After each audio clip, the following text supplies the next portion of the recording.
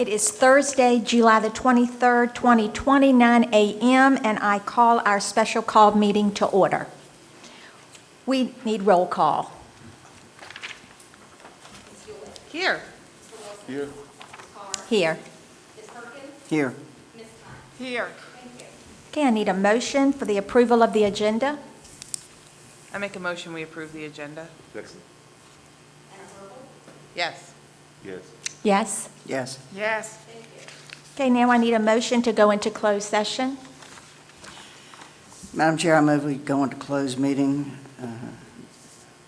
to discuss issues related to COVID-19 reopening of schools as authorized by Section 2.2-3711A8 for purposes of consultation with legal counsel employed or retained by a public body regarding specific legal matters requiring the provision of legal advice by such counsel. Second. Yes. Yes. Yes. Yes. Yes. Okay, we're in closed session. We'll return at 10 o'clock. Okay, we're going to reconvene our meeting. We need certification of compliance.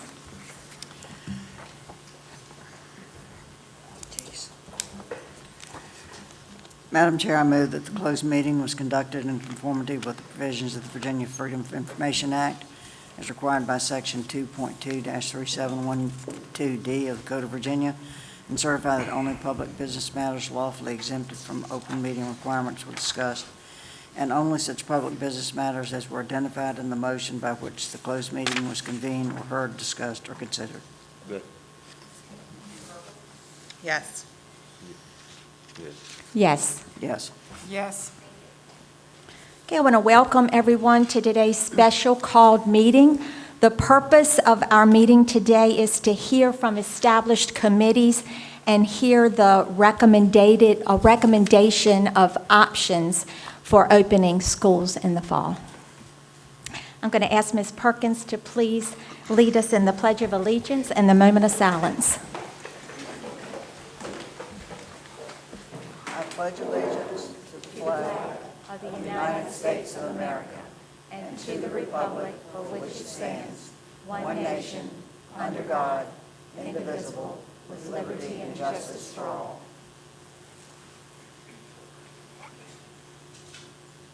Thank you.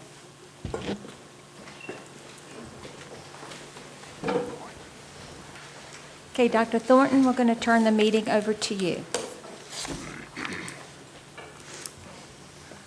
Okay. Good morning and thank you. We'll jump right into it. I want to kind of outline the purpose and the perspective of the school board and then the perspective of parents and their decision making. So if you look at this model, what the school board will be deciding, or let me start with parents. What parents will be deciding is if they are going to bring their children back in person. And in person could look differently. And so you see that option 1, in-person continuum. If the COVID rates, and depending what phase we're in, are very low, traditional means we're back 5 days a week. A blended A-B model was, from the survey results that we got previously, will be an A-B model. Monday, Wednesday, Tuesday, Thursday, with Friday, everyone at home with remote learning. And then high, if we go back to phase 2 or phase 1 and the governor shuts us down, that is temporarily remote. So you're choosing that continuum of in-person. Or a parent can choose, I don't want the continuum. I want 100% virtual learning for my child for first semester. So there's a note on there. The decisions that parents will be making by August 5th is for first semester. So once they make that choice, August 5th, they're in the in-person continuum or the virtual. What the board is deciding on the 30th is where we're going to be in that in-person continuum. Are we going to be back 5 days a week and at what level. It could be different levels. Are we going to be blended, or are we going to start out totally virtual like some divisions have chosen? So that's, I'm trying to paint the picture what you should be listening for. Next is key dates. So we have this meeting to receive all the information, and then after this meeting, and we'll talk about this at the end of the presentation, there'll be another survey that we send out very specifically asking if you want to be online or an in-person continuum. It's non-binding at that point, but we need numbers as we plan, and the board will need numbers as they make their decision. And so we will be able to receive through that survey too comments that the board can read to help make their decision. And in addition to that, on July 28th, we are going to hold a public input here in this building for if you want to come in person to talk to the board. And we have precautions set up for that. We're going to be set up with chairs in here, spaced apart. If we have overflow, we'll be in the gym. You'll come in the front door of this building. It will be very safe if you want to come in person. And after that, on July 30th, the board will make a decision, and then parents will have to make a decision by August 5th. So to kind of update you on the process so far, we've conducted surveys that went into this information. We consulted with the local health department officials. We referenced the information from CDC, collaboration with other school divisions in our region and across the state. We talk several times a week. We've coordinated with SSC, which does our cleaning and maintenance, and Chartwells, who provides our food service. We've also referenced VDOE and the Recover, Redesign, Restart guidelines. And then all of our committees, we had 23 committees, and the input that they gave, we used that input in coming up with this today.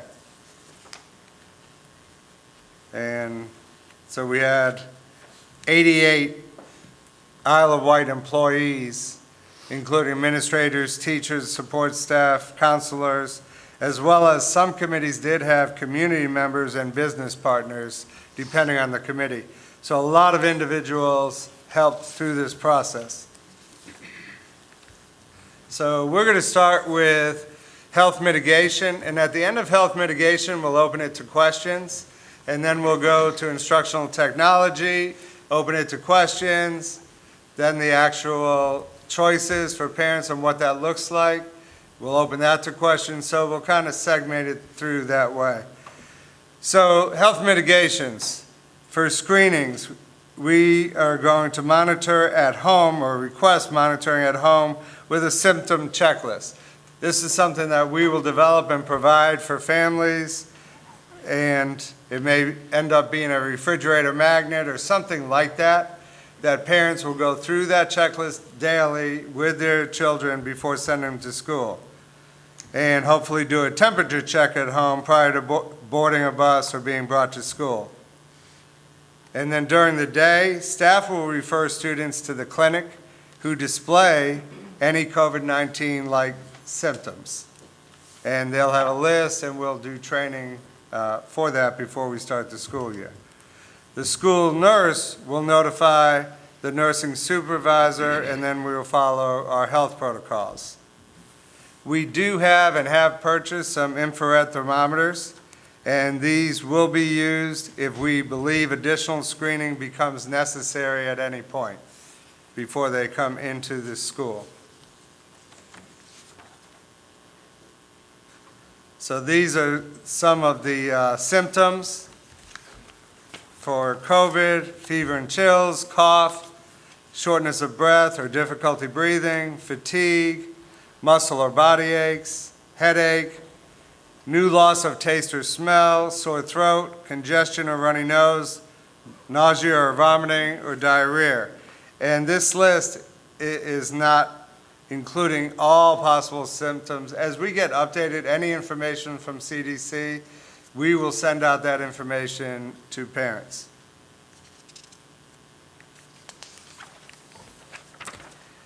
Face coverings.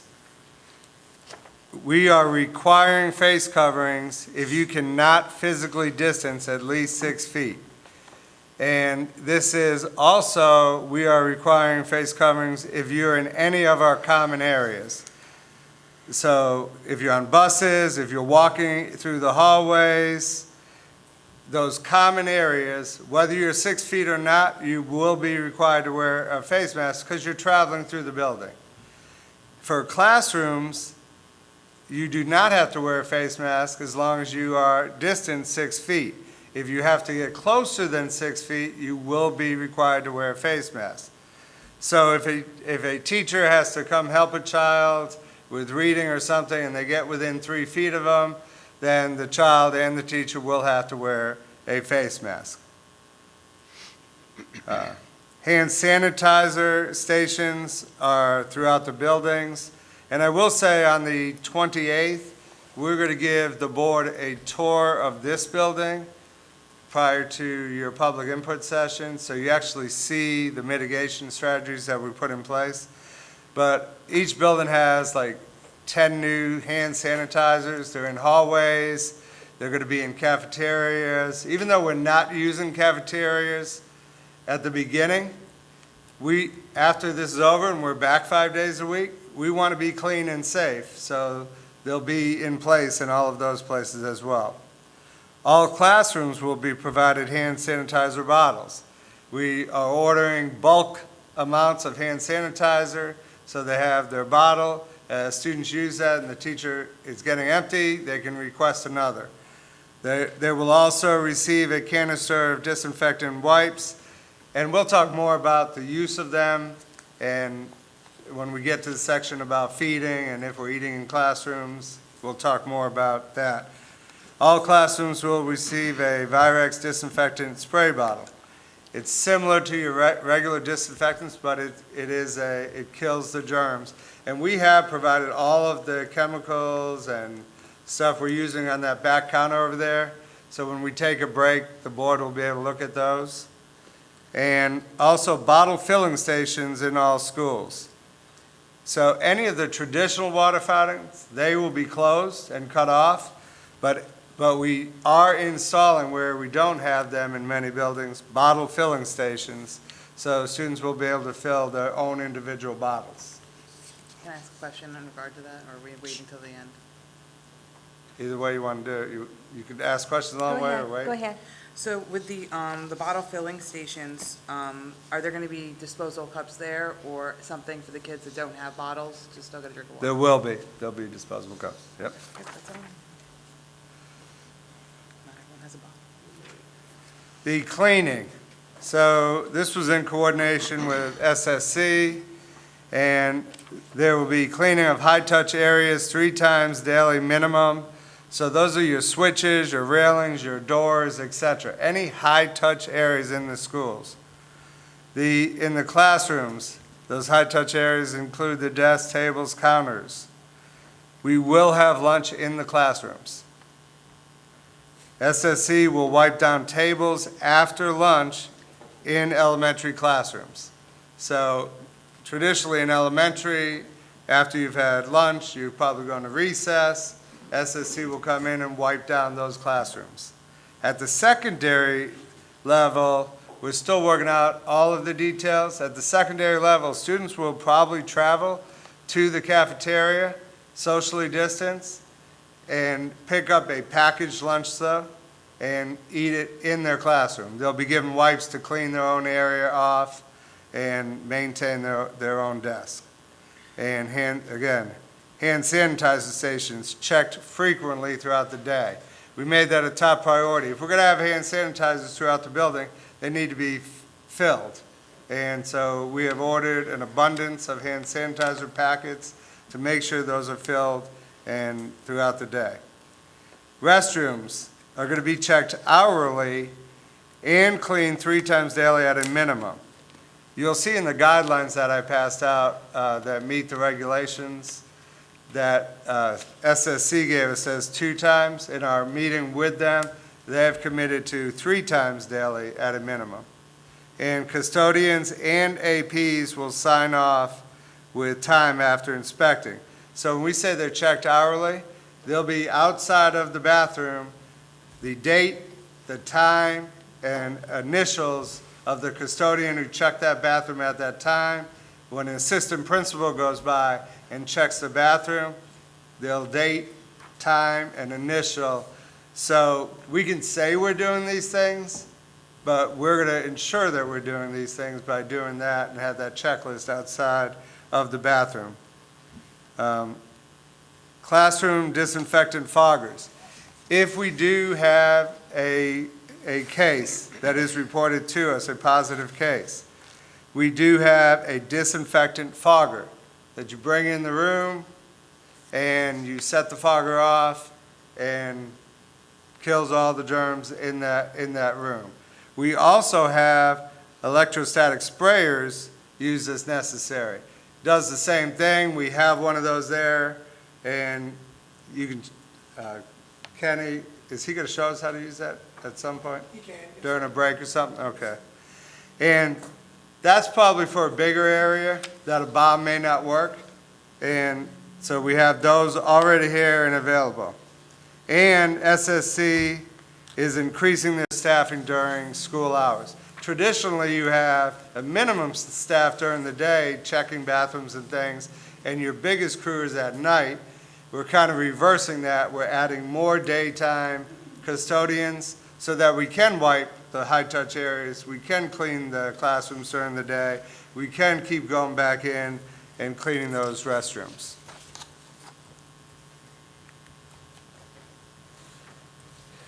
This is something, the plexiglass barriers in front office and clinics. Here's a picture of one of them already installed, and we have installed these in some or most of our buildings at this point, right?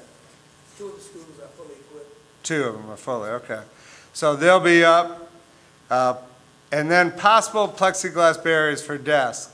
And so I guess I want to talk about that and kind of show you those. You might want to get up and actually go over here as I talk about it. Let me talk about it briefly.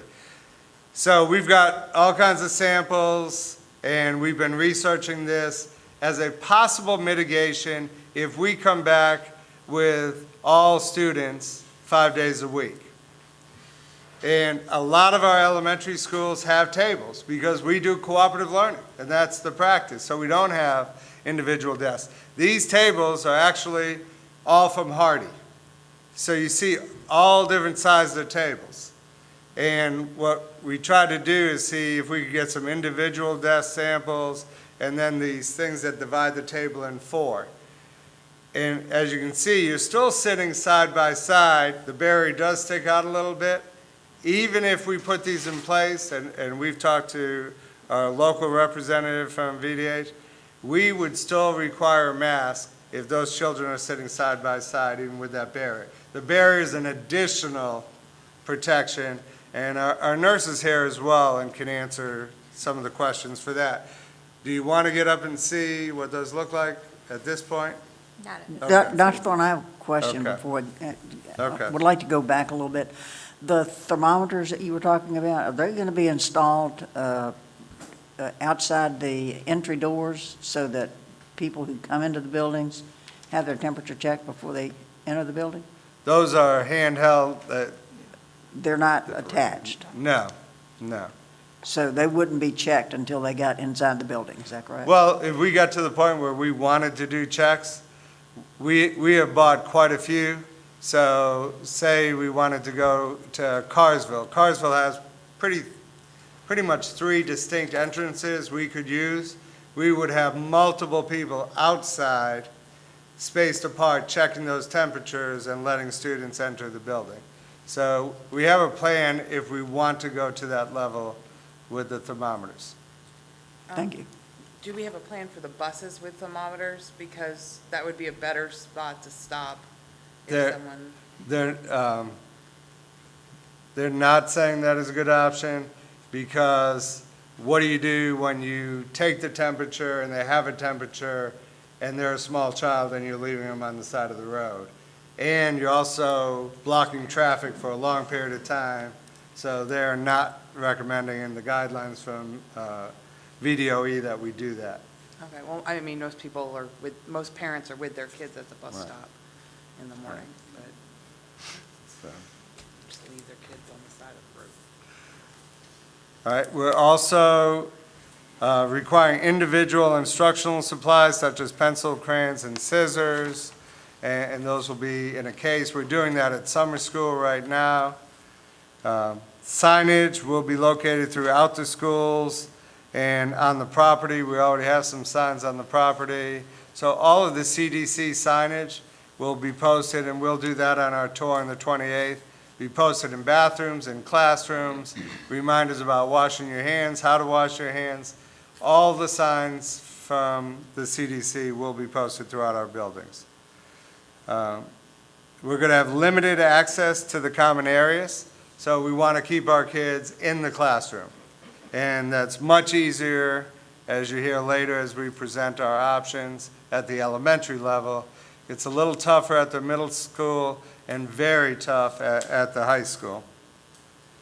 And limited movement throughout the buildings. We're going to limit school visitors such as volunteers. This is a touchy one too. We have some very good PTAs that are heavily involved. At this time, we are recommending that none of those volunteers are allowed in school and until we feel like it's a point to do that. So we are going to limit all of our volunteers in the school building. And limit community use of facilities due to extensive cleaning protocols. So we had put off, we do have churches in our schools. We've allowed that through the different phases and working through the governor's office. And we said we weren't taking any facility use until August 1, and we do have a few now after August 1. We feel like at this point, again, due to all of the cleaning that we have to do and all of the preparation just to run school, we cannot invite other groups in and take care of that extra cleaning, that extra work. We just cannot do that at this time. We have to run as a school. The mitigation for staff, again, we kind of went over this earlier, but face coverings required if you cannot physically distance at least 3 feet. If you're at the front of the room and you can physically distance and you're lecturing, of course you do not have to wear the mask. If you have to go help someone in closer proximity, we're going to ask you to wear the mask. And then other PPE, such as face shields, may be required depending on your job responsibilities. So if you work with students with some special needs, maybe the face mask does not protect your eyes. So you may be required to wear a shield and a face mask. So those circumstances will be determined as we see fit. This is an important point for the community.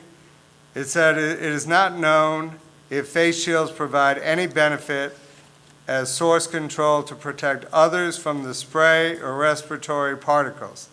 CDC does not recommend the use of face shields for normal everyday activities or as a substitute for face coverings. So that is pulled right out of the CDC. And what we're saying based on that, if an individual chooses to wear a face shield, we will require a face covering as well. We're also promoting physical distancing and limited gatherings in conference rooms, workspaces, and break rooms. So if we have our first grade teams meeting and they're looking at data, all that's kind of changed. They used to meet in a conference room and maybe around a table where you can't distance. If we're having faculty meetings, if we can't distance 6 feet, you can have a faculty meeting Zooming within the building if you have to. So whatever the principal decides to space and be safe, so some of those things we're now going to consider. Where we have to be together looking at data, you're either going to be wearing a mask or trying to maintain that 6 feet. And employees are going to be strongly encouraged and must frequently wash and sanitize their hands as you're working with children throughout the day. And staff will self-monitor using the symptom questionnaire and self-report. So if a staff member feels like they are ill, again, they will self-report, they could go to our nurse, and then we'll talk about isolation later as we come forward. So here's a picture of some face shields, and we actually have a sample in. I know Susan was wearing it the other day. And so you see one with the face covering, and then you see one without a face mask. And again, what they're saying is we don't know what's happening with the particles if they're coming out of the bottom of the mask. So we're requiring a face shield and a mask if that's what you want to wear.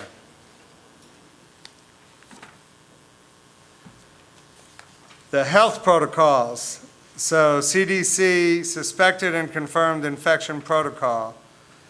So I'm sure parents and the board, you want to know what happens, because when we do get back together, we are going to have cases. So what are we doing as these things come to light?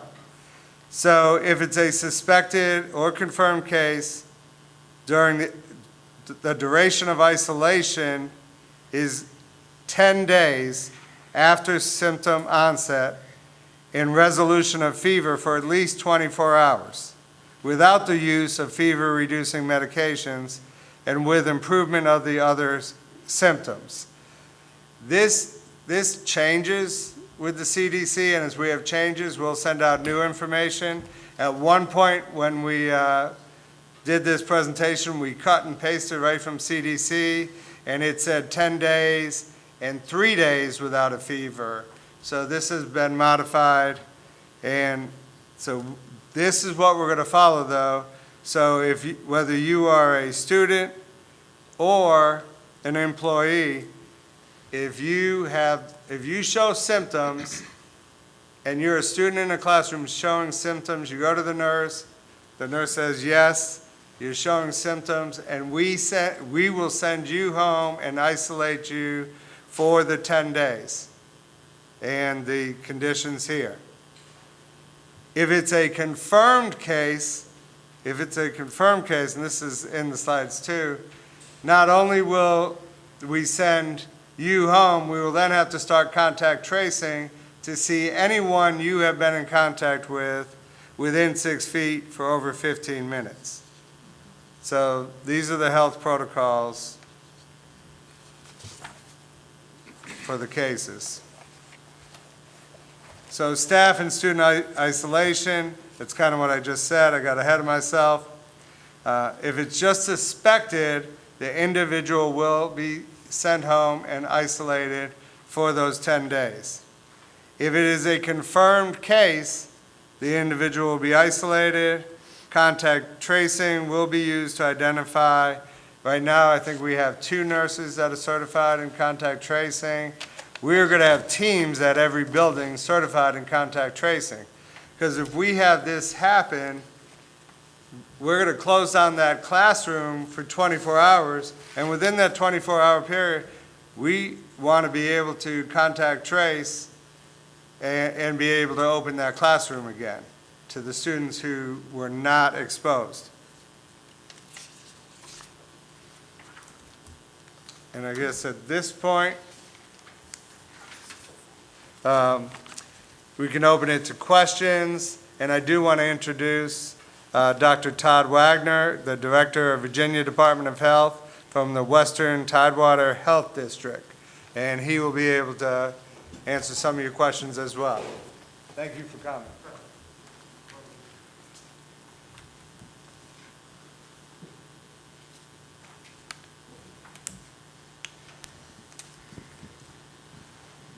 I think it might be appropriate. I think some people maybe, I don't have an official briefing today, but I'm sure there's lots of questions, and perhaps many in the audience know sort of the current situation in Western Tidewater, and frankly in the Tidewater area in general. We have seen, if I'd have spoken to you 2 weeks ago, the question or the statements would have been a lot different. Over the last 7 to 10 days, we've seen a very appreciable rise, a very significant rise in Western Tidewater in the number of cases, number of hospitalizations, and even a mild increase in the number of deaths in the district. So I share that, with the understanding. I know you've got some timelines and some dates you're looking at making decisions. Obviously, things they do change with this novel virus very quickly. And as I mentioned, if I'd have spoken to you, 2 weeks ago, the picture might have been a lot better. But I can honestly tell you, as I stand here today, we're at a very significant increase in the number of cases, predominantly and we're seeing it shift to a younger age group, predominantly the 20 to 29 age group, which really doesn't, I understand, affect the folks we're talking about predominantly today. But that just shows you that the demographic is shifting to a younger crowd. We have people, out and about more. It's summer. You could, attribute those the cause of that to a lot of different things. But certainly, more family gatherings, more people in bars and restaurants. Not so much in our district, but certainly down at the ocean front. So I share that with the group just as a kind of backdrop, and I certainly welcome any questions you might have.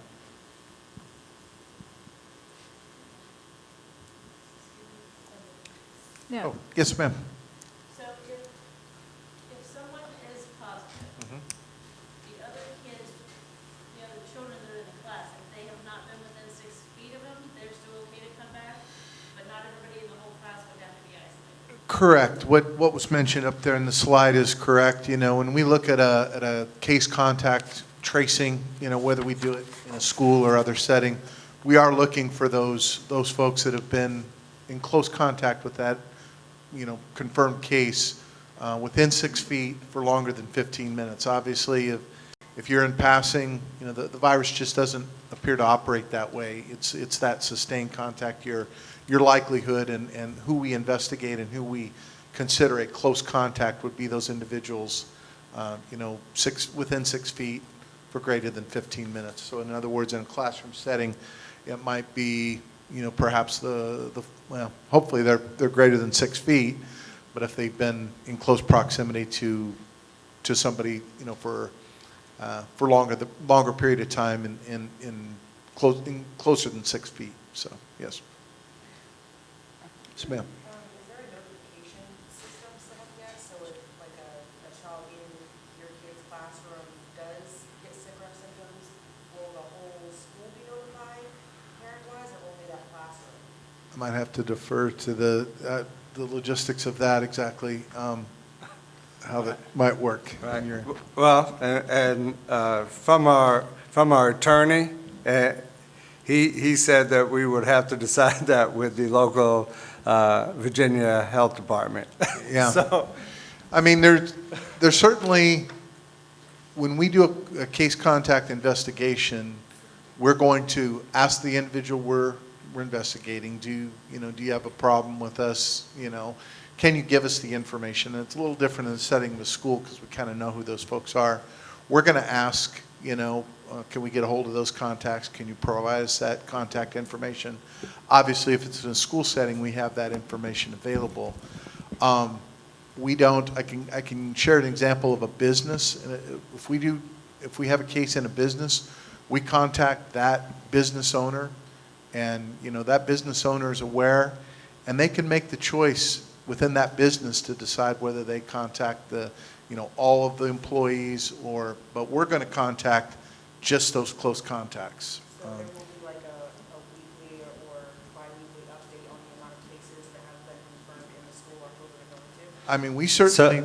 so I can probably answer that. So we have talked about the confirmed cases versus a suspect case. So what we've talked about, if a child is suspected of it and is sent home and isolated, that we're not notifying that classroom, we're not notifying the school. But if we do have a confirmed case, then we do feel like we are going to notify not just that classroom.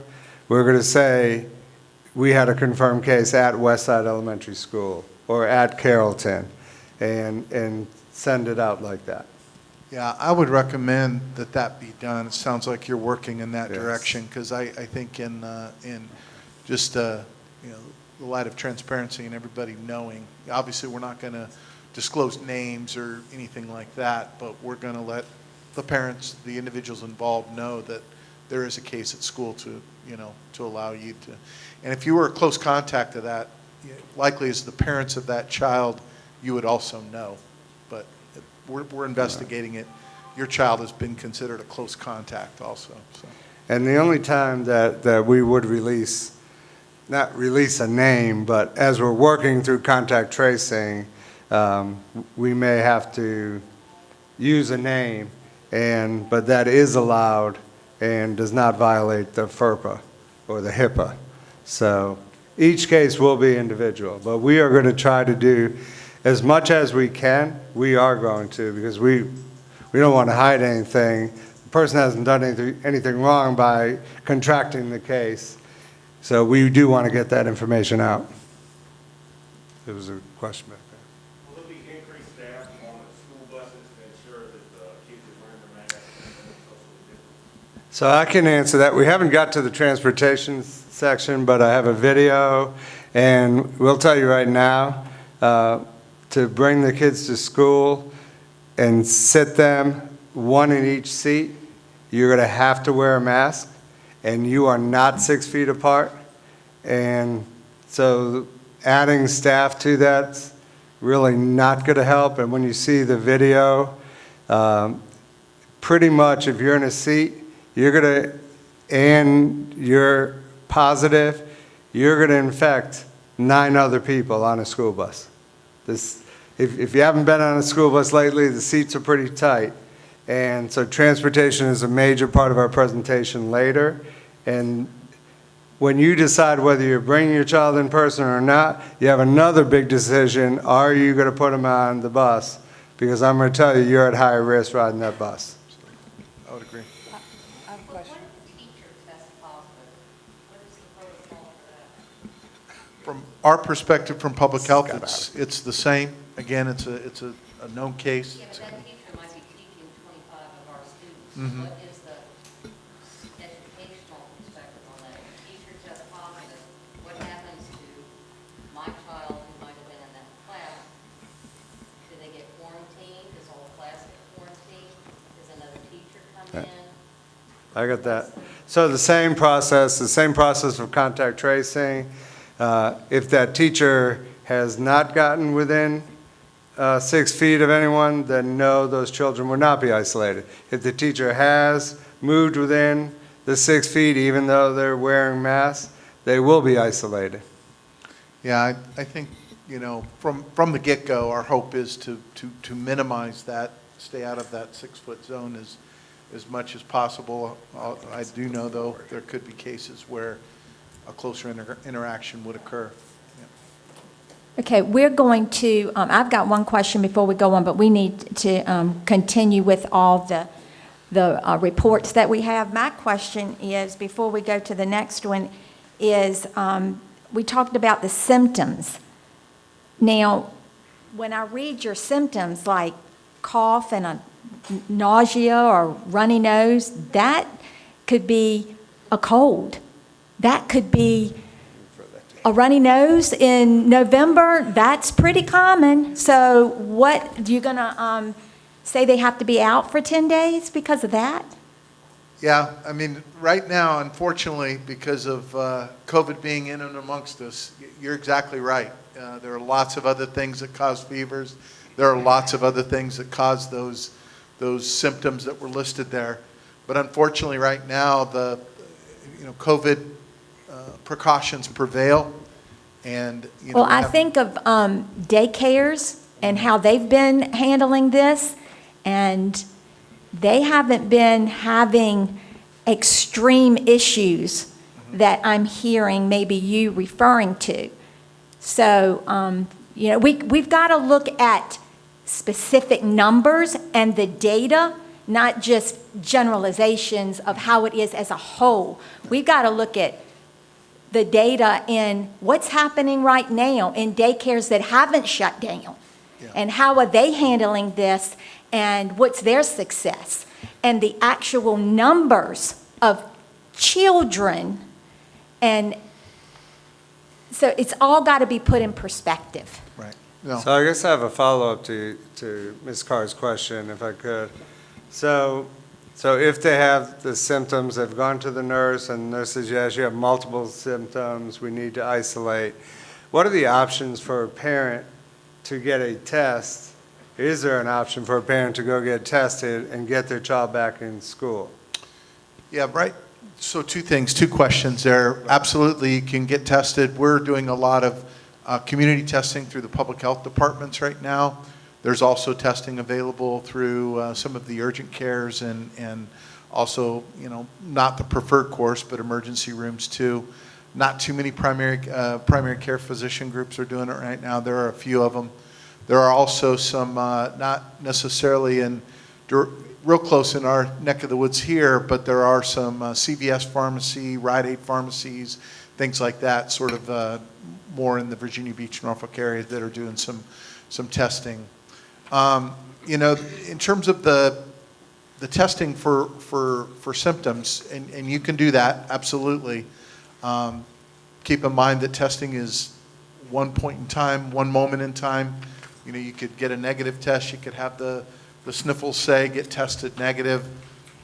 You've got a negative test. We're going to, presume you're negative, but you could be exposed that afternoon, later that day.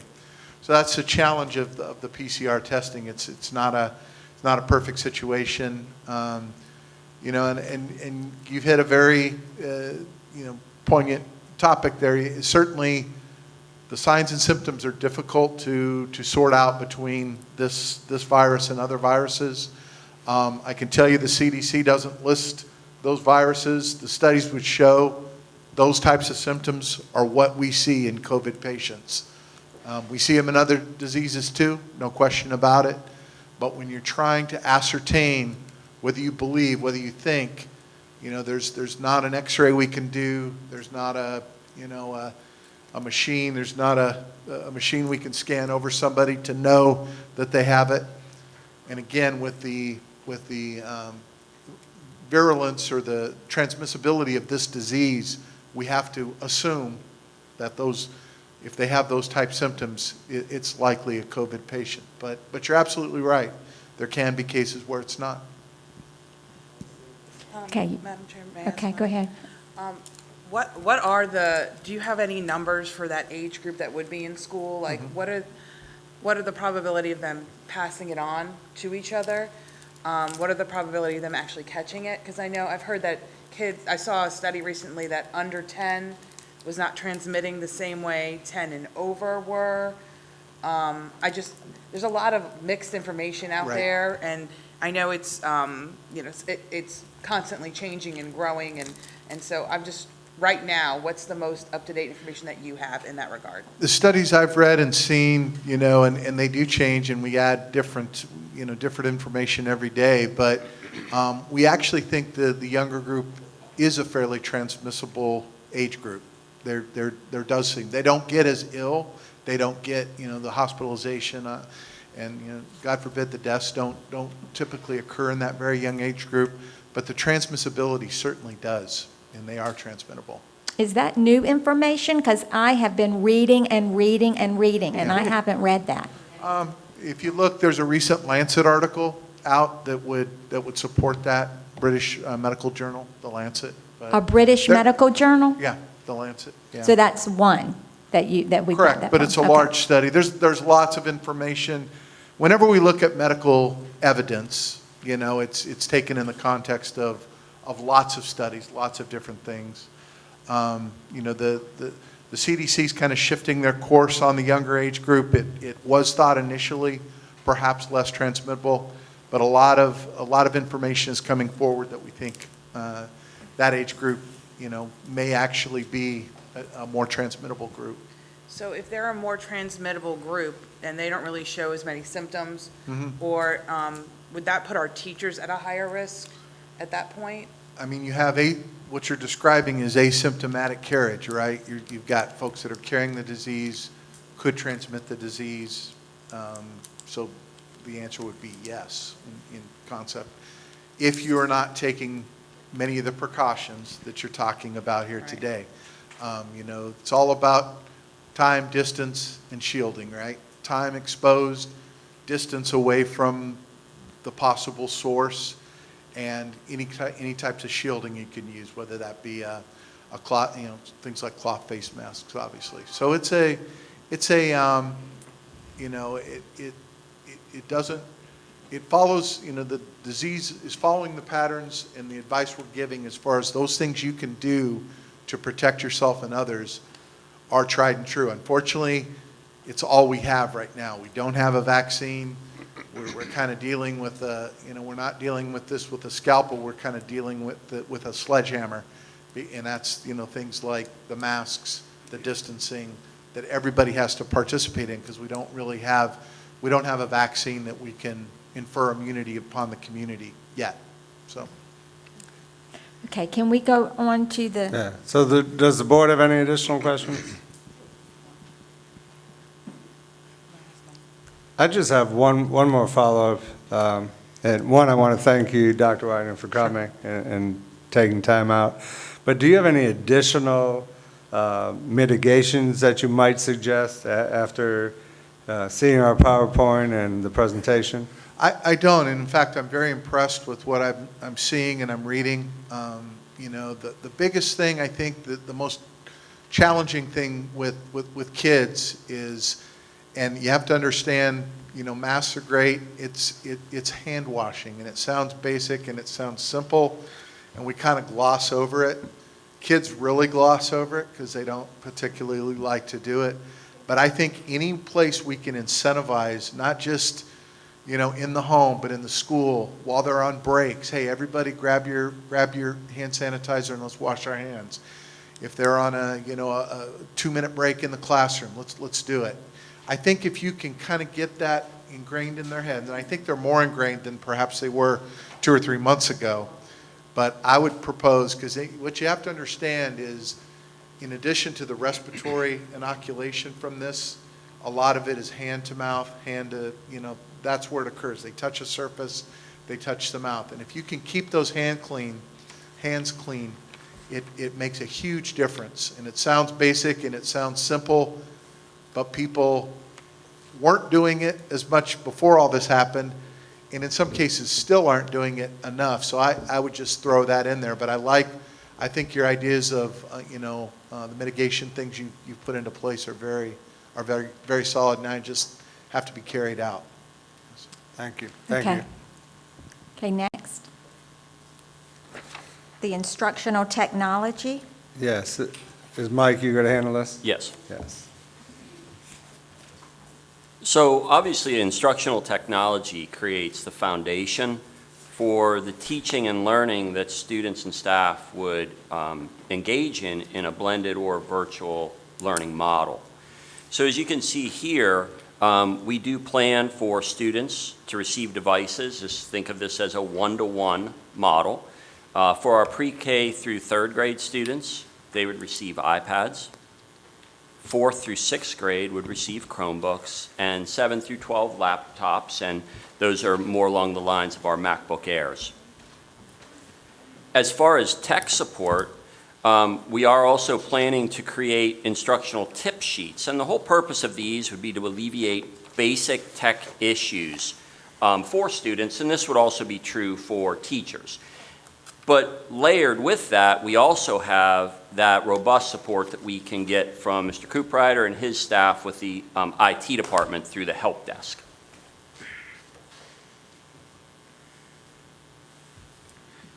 As for staff, what you see here, obviously, the very first bullet for instructional technology is professional development. So, we are working on a comprehensive professional development plan at this time. Dr. Kale, our entire team, to make sure that our teachers and our instructional staff, any staff members, have the training that they need related to instructional technology. That would occur, obviously, in August when teachers return, and we do have an entire slide and portion of the presentation later just on professional development. We'll do a deeper dive into that piece. But, and also that professional development would continue to occur throughout the year, and we'll highlight that again when we get to the professional development piece specifically. Our instructional coaches, so their role has already been aligned with technology, but in this model and the models that we're presenting today, the instructional coaching support would be there for our teachers to really make sure that they are feeling confident and are able to implement blended and virtual models. As you know, our teachers have already earned the certification or are in process of earning the Google Level 1 certification. That relates directly to the Google Suite that all of our teachers have access to. So all of those tools around Google Docs, slides, sites, sheets, etc., those are going to be very powerful in the blended and virtual learning models. We also now have access and will utilize the Canvas learning management system. You can really just think of that as the vehicle to deliver blended and virtual learning, and Ms. Formella will be demonstrating that for the board and the community here in just a moment. We also now are very excited about the fact that we have the full access to Virtual Virginia. So all of the Virtual Virginia coursework and curriculum, kindergarten through 12th grade, will be at our teachers' fingertips, and Ms. Formella will show you this is going to be a tremendous time saver for our teachers and an excellent portal for our students to engage in blended and virtual models. So with that, I'm going to ask Ms. Formella to come forward, and she will demonstrate some of the components that I just mentioned around Virtual Virginia, the Canvas learning management system, and how Google Suite and our teachers' Google Level 1 certification complements those models.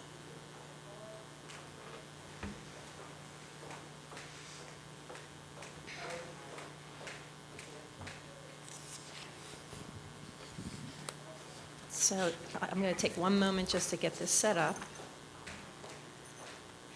So Virtual Virginia is in a partnership with VDOE, and we have used Virtual Virginia before in our some of our courses for high school, especially 9 through 12. They've been vetted, these courses, for 5 years, and we've used them at different locations, either Smithville High or Windsor High, for courses that we might not offer, but a student might have been interested in.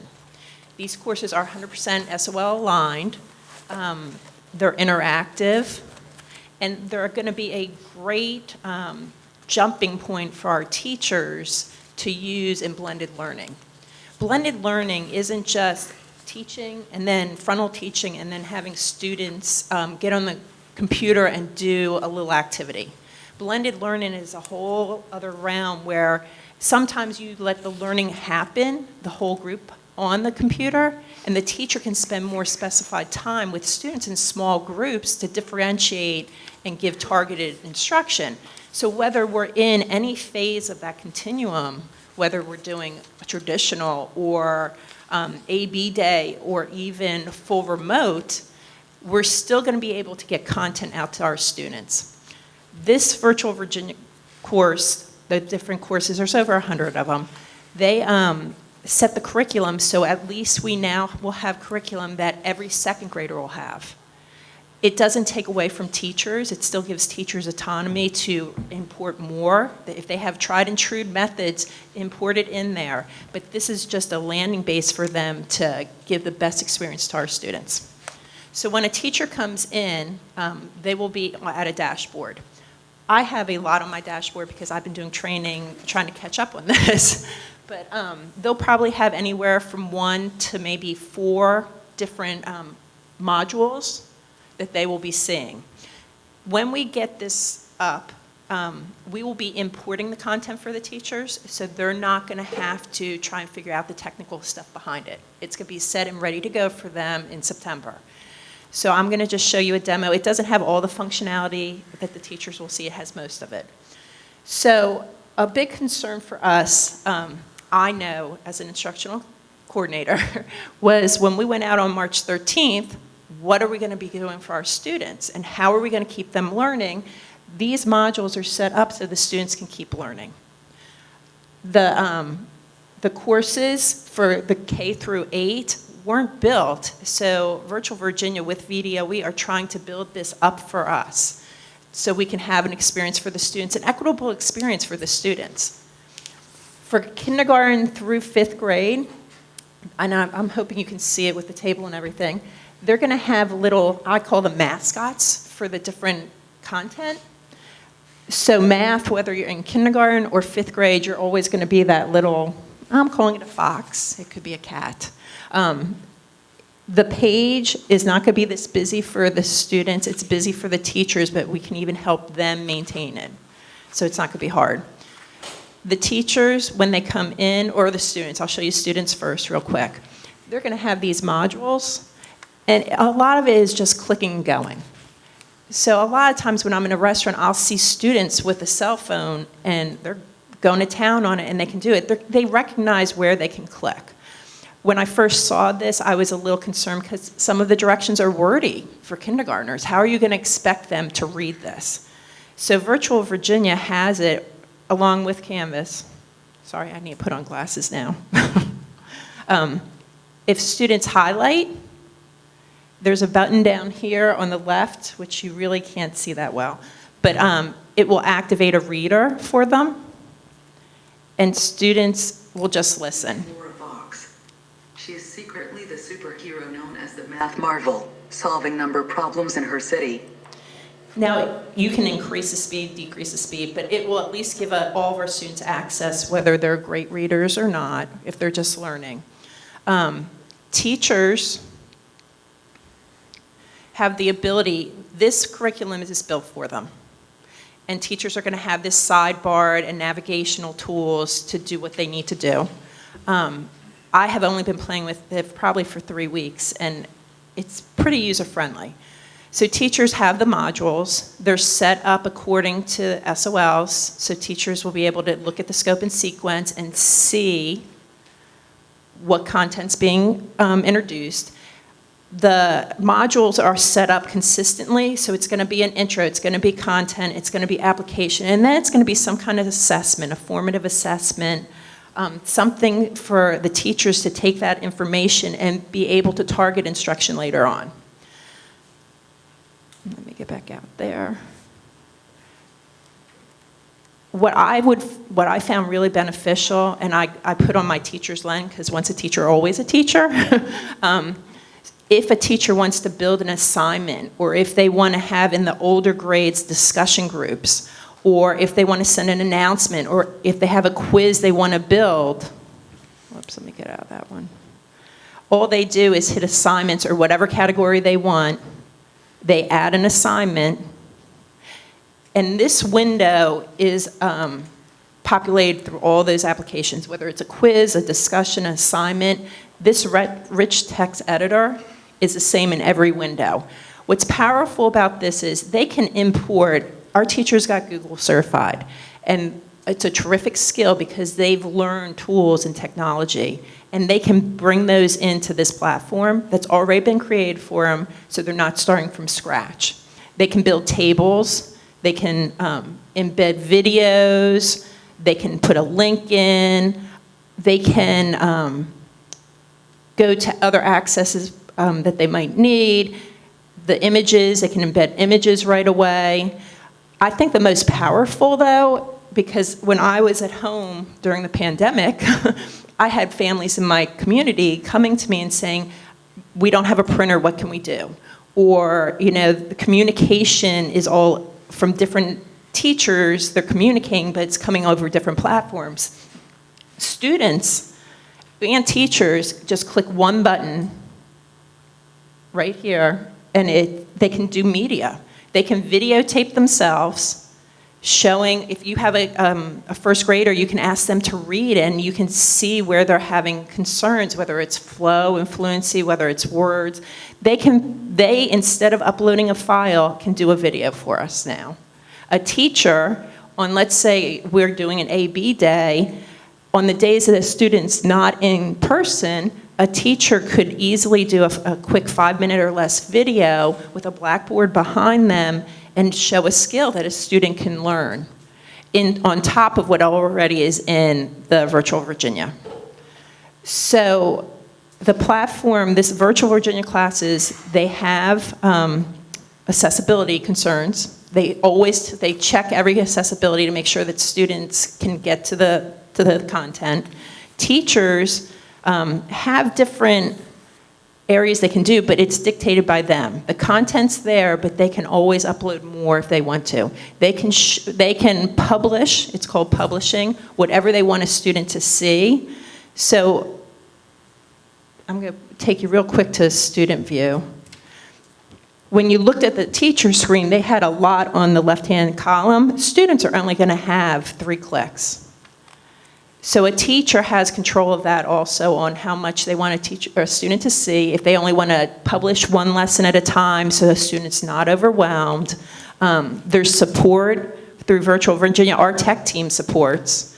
But if there's something with Virtual Virginia that they have a concern with, Virtual Virginia has tech support that's available, and within an hour, they usually respond to you. What else? At this time, do you have any questions? I will tell you also, let me show you one other thing for teachers. This is our live site that we're still upbringing, but in the live site, I'm going to put down the mic for 1 second because it's going to look overwhelming.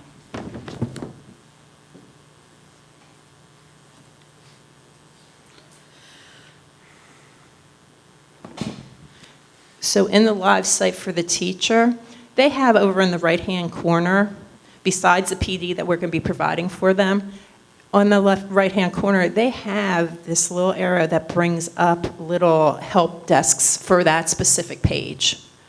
So we feel that it'll be very supportive for teachers. They're going to have a baseline content already brought in that's SOL vetted and with the rigor. And they can also make it their own for their students because we know every classroom and every student's different. Okay, may I ask a question? You can ask anything you'd like. So are all the teachers, let's just say elementary right now, since you're doing second grade, K through 5, are they going to be, as a whole group, be following that scope and sequence or the skills on this? So let's just say we did do in-person, but something terrible happened and we had to close schools again, there would be continuity to the learning. So that's a great question. So right now, the Virtual Virginia classes are in pacing for the most part, like SOL, like 8.1, 8.2. We can go in as a district before we release the content to teachers and put it in the pacing according to what the teachers helped us develop. So then for continuity purposes, if we go out a day or come back or whatever the situation is, we will have the continuity because they'll be following the pacing. Okay. Madam Chair, I have a question. Okay. So if, let's say, I live out in the country and I don't have internet, but I'm worried about my child going back to school for my personal reasons. Is there a way to download where they don't have to sit in a parking lot with the internet? Is there a way to download content? Or I'm just trying to figure out, because there's a lot of people in the county who do not have internet, whether it's financial, location, not wanting it, whatever their reasons are, they don't have it. And I know we had the buses, and I'm sure we would do something comparable, again, to get internet out there or something. But, if I live in the middle of nowhere, how can I access this kind of platform? So I think I can answer that. So if we go down, and we're going to go through the options next, in the next part of the presentation. If for some reason we have to go and we're in the blended model where you're alternating days, we'll be able to download that content for you the day you're there in person, and so you don't miss a beat. But if you choose totally virtual from the get-go and don't have internet, our only option would be that you are coming to either a bus that we have located or a school parking lot or somewhere where there's internet to download it.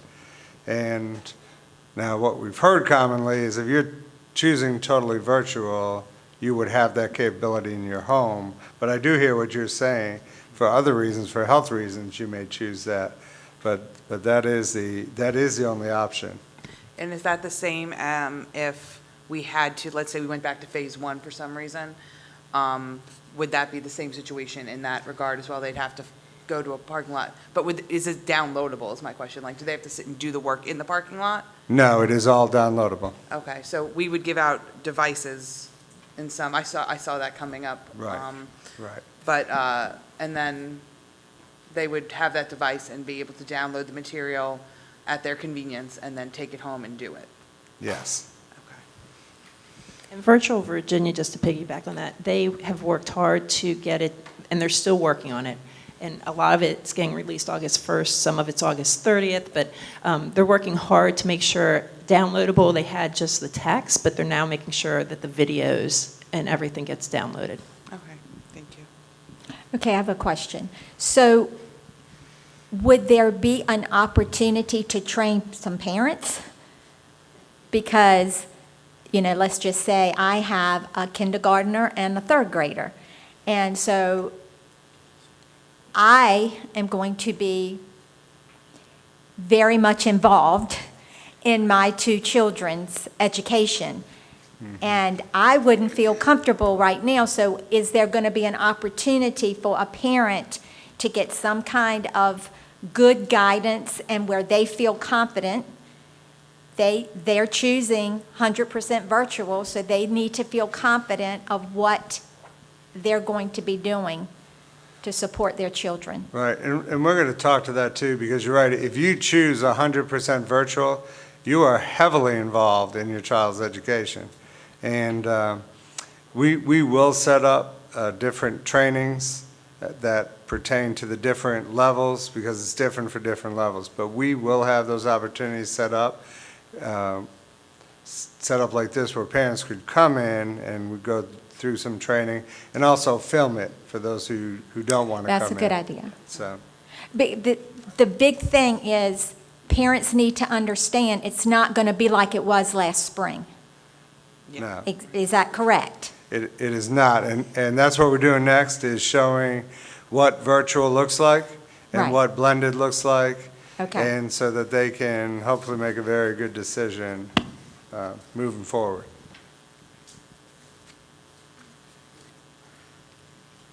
Is that it for this section? So before we move to instruction, I just have a suggestion, Madam Chair. Since the public had some good questions on the last topic, I know the questions are supposed to be for the board, but maybe after they see this, Tracy could hand out some sticky notes and pens. If they have questions, maybe we won't be able to answer them all here today, but we can post those questions and the answers online for people to help make the decisions. That's a great idea. I like Okay. that. Yes, if you don't mind. Thank you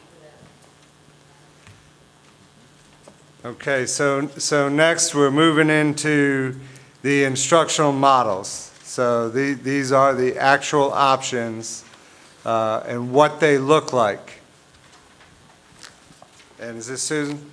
Yep. Yes. That's me. Okay. Okay, so as Dr. Thornton has stated already, parents really have two options. Option one is a continuum of in-person, and option two is 100% virtual. Okay, the demographic again shows that continuum depending on what COVID rates are in our community and what phase we are in. And again, it's in-person continuum would be option one. Option two would be 100% virtual. When parents choose, you're choosing for the entire semester which option you would like. What the school board is deciding is where we begin in the in-person continuum. Where are we going to begin? And I just want to point out before you move on, they really need to choose for a semester, because we cannot staff appropriately with a fluctuation back and forth. So there's a reason for that. Once you make that choice, you have to stay within that, your choice. So when we submit our instructional plan to the Department of Education, we have to submit for all phases. So if we were in phase one, we would be in a temporary remote learning, if you had chosen option 1, and that would be an at-home learning situation. And if you are a virtual person, then you would continue to be virtual if we were in phase 1. In phase 2, we would have a blended option for on an A-B schedule for pre-K through 3rd grade students, students with disability, and our ELL students. The rest of the students who had chosen option 1 would still be on a temporary remote learning. And then again, if you selected virtual learning, that you would still be on virtual learning. So let's talk about phase 3 because that's where we are. And hopefully that is where we will begin in September in phase 3. So we're going to break it up between elementary and secondary, but really when you choose for elementary, it doesn't mean you have to choose the same thing for secondary. So you could do something different for the 2 groups.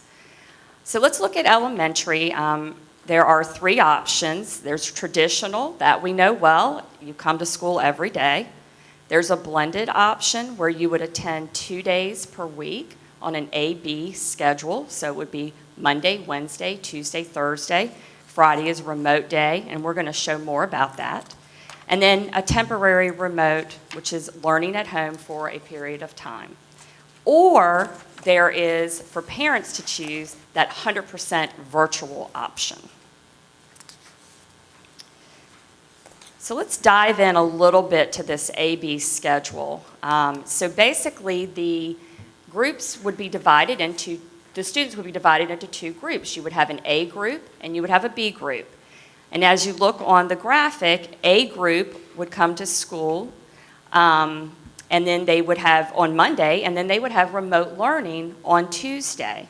They would come back to school on Wednesday and have remote learning on Thursday. Opposite for the B group. And then everyone on Friday, both A and B, would be remote learning at home. And let's talk a little bit more about that in the next slide. So in-person day, if you're an A student and you're in school on A day, you're going to follow your traditional schedule. So school's going to look just like it always has looked during that day for the most part. You're going to have all your core subjects, and you will have a resource class. On your remote learning day, you're going to be at home, and students will do work that has been assigned through Canvas, which Ms. Formella just showed you. Teachers will be providing new learning, videos, content, work for the students to be doing while they're at home. If you're a student who doesn't have internet, then you would have downloaded the content the day you were at school so that you can then do that work at home.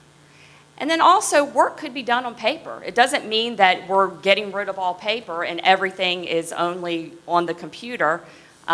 Paper is also an option that teachers will use as well. May I ask a question? Sure, go ahead. Okay. So I am on blended learning. I go to school Monday. Tuesday, I'm doing the virtual. Is it totally, what is the teacher in the classroom doing? Is she teaching Group B the same thing she taught Group A on Monday? Yes, that is correct. So if I'm a teacher, I'm teaching 2nd grade, I teach this content to Group A on Monday, and then on Tuesday, I'm teaching the same content to Group B. Well, Group A on Tuesday, they're getting different content. Is it new content, or are they reinforcing skills that they learned on Monday? So on Tuesday, when they were remote learning, it will be a combination of reinforcement from the day before, as well as some new learning through teacher videos. Okay. So the teacher that's teaching that classroom for A and B is now not only doing classroom learning, but also the digital learning. So I'm just thinking time-wise. So they're teaching a full day on Monday. They're teaching a full day on Tuesday, just a different group. They're teaching a full day Wednesday. They're teaching a full day Thursday. So Friday, they have to develop all the digital content for the week before. Is that how this works? That is correct. So Fridays would be set aside for teachers for planning, just what you said, for planning for the content for the following week. Also for professional development, we know that teachers are going to need a lot of support with this model. And so we would be there to provide professional development. And as also there might be some meetings that teachers need to attend. So that Friday, every Friday will be set aside for teacher planning, meetings, and so forth. On the day they're off, when they're virtual, they wouldn't be getting, like, they'd get like an hour video for reading or an hour video for a half an hour or half an hour, and then there'd be independent work to be done? Is that how it would work? Yes, we're not at all thinking that it would be, 6, 7 hours of work for a child to do on the remote day. I'm just, Yes, a good clarification. yeah. Okay, so this is the elementary virtual schedule. So if you choose virtual, 100% virtual, this is what your schedule will look like. But it also would be the schedule if we are in a temporary remote learning situation, okay? So let's take a look. If you're a parent, you get to select, I want block 1 or block 2. Block 1 is an AM session, block 2 is a PM session. So you're selecting which one you would like. As you can see, you would Zoom with your teacher from 9 to 11 if you're a block 1 on Monday, Tuesdays, and Thursdays. You can count on having Zoom sessions with your teacher. On Wednesdays and Fridays, you would be working independently using the Canvas platform that we just showed you. Your teachers would be available, however, during that block, that 9 to 11, on Wednesdays and Fridays to answer any questions that you may have. And this just spells it out a little bit more. Again, parents would select block 1 or block 2. A student would receive up to 6 hours of teacher-directed live instruction each week. So we are going to have teachers that are designated as these online teachers. These are not the teachers in the classroom teaching on the AB schedule. These are separate teachers designated for online only. And again, I already stated that teachers would be available during the blocks to take questions if it was a remote learning day. And if teachers are not, if it's not during one of those days, then we said teachers would respond within a business day. So if you had to email or something, a question to the teacher, they will respond to you in one business day. As Dr. Thorne already stated, if you are selecting the 100% virtual model, parents are assuming a large role in monitoring and overseeing the learning process, especially with our very young children, to make sure that they are online at the designated times and Zooming at those times, because that's the session that when the teachers are available.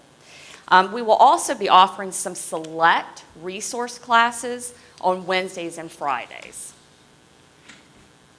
So I do want to make clear too, with the Virginia Department of Education, we are taking attendance, and we have to take attendance. So when you are Zooming, if you choose 100% virtual and you're Zooming with the camera on, and we expect the normal way you're dressed to come to school. And so you are present, and the teacher will know if you are present or you're not present. And that is a requirement that we must take attendance. I have a question. Okay. Ms. Tyne? Chair. Dr. Thornton, if Put in your mic, please. Talk in your Okay, I'm mic. sorry. Dr. Thornton, if parents choose 100% virtual at the beginning, and maybe something happened within the family that they may have to change and bring the child back to the other option, is that an option? We're saying no because of staffing. Okay. And so we're saying they really need to make a commitment for that first semester. Well, that's understandable that they're making a commitment that this is what they're going to do. But what if something changes in the family? I'm sure we would look at some I mean, extremes. it could be an illness or something with the parent, and they can no longer do it. And we are responsible for educating the child. Right. I'm sure if it was some extreme circumstance, we would look at that individually. Okay, thank you. Right. But to just go, we do have to make it clear, to just go back and forth there's no way we can effectively do that with class numbers and SOQ requirements. The teacher could only have so many students, whether it's online or whether it's in the classroom. Well, I understand that. It's not like you have an option this week and an Right. option next week. I'm talking about for the extreme Right. circumstances. Yes, Thank ma'am. you. Thank you. The 9 to 11 virtual, that block, Yes. or the 1 to 3, are they on this Zoom straight 2 hours, or it's just a possibility we'd be on from, it could be flexible? Yes, and that could change from day to day depending on what the teacher needs to do and teach that student. But yes, the time would be available from that 9 to 11, but it doesn't necessarily mean, we will give breaks obviously, Right. but it doesn't necessarily mean you're going to be straight Zoom for that entire time. Okay. It would vary, quite honestly, day to day. Okay. All right, so let's talk about pros and cons, and we've spent a lot of hours thinking about all the pros and cons for the different scenarios. So let's take a look at those. So 5 days a week, let's start with that. Let's start with the traditional schedule. The pros, obviously it's better instructionally for our students. We can also address learning loss pretty effectively. We're dealing with their social emotional needs. And it's the teacher expertise. This is what our teachers are familiar with doing. It's comfort for them. The cons, obviously, if we bring back all students 5 days a week, we cannot physically distance like is being recommended with the 6 feet. That means we would have greater health concerns. We would probably have to require face coverings all day long. Significantly impacts our transportation in trying to get all the students to school, maintaining social distancing, and obviously they would have to wear masks. All of the mitigation that we put in place, it can cause anxiety for young children and even older children, and that's realistic. And the contact tracing gets much more complicated when you have a large number of students that you're coming in contact with. Okay, so the AB schedule has lots of pros as well. It allows for some in-person instruction. We are able to address some learning loss and also address the social emotional needs. It allows for physical distancing, which would help reduce the need for face coverings while in the classroom, and it does lessen our transportation concerns. The cons, we still have health concerns on an AB schedule. There is a lack of continuity because you're not there every day. Childcare could be an issue on those days when you're not at school. It could present a lot of challenges for families. Internet issues could also complicate the thing. Increase independent and home learning, so you're going to need your parents more involved on that AB schedule. And this is really a new instructional model for our teachers, and we're going to have to work with our teachers and give them more training, thus the Fridays for planning. Okay, next. So temporary remote learning, that's also an option. That would be the at-home learning. Pros, there are no health concerns with that model. There is some flexibility within the day.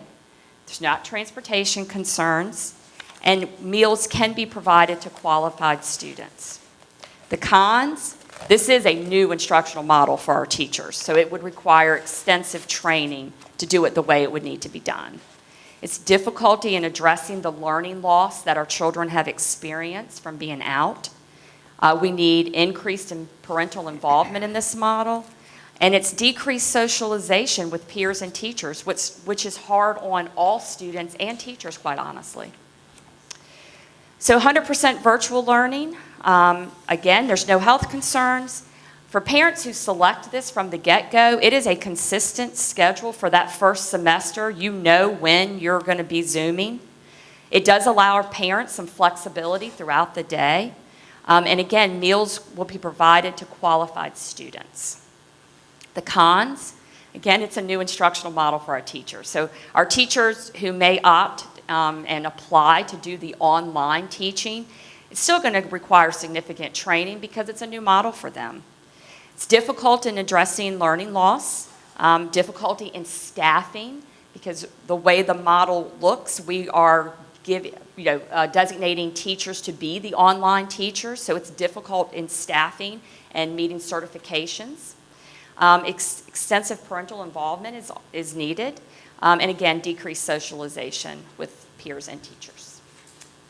So we're going to pause for a minute at the elementary before we move into secondary, and just, do you have any questions or things you would like to discuss now? I think we kind of asked the questions as we went along, but do you have any, Ms. Does the Tynes? board have any? No, I'm finished. Ms. No. Perkins, Mr.? Okay. Okay. Madam Chair, are you taking questions from the audience? They're going to take the papers, right, from Right, the we're taking audience. notes. Just take the notes. And we'll post those. Okay. Okay. So, Phase 3 instruction?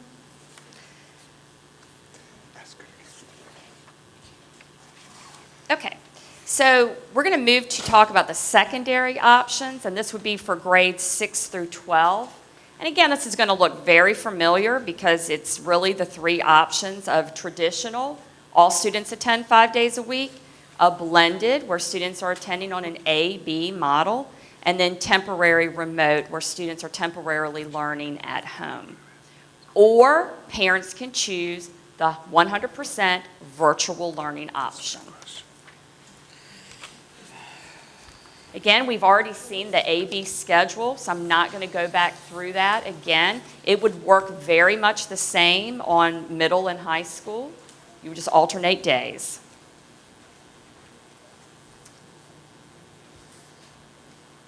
Again, when you're in school, you follow a traditional schedule. When you're on your remote day, you'll be working via Canvas.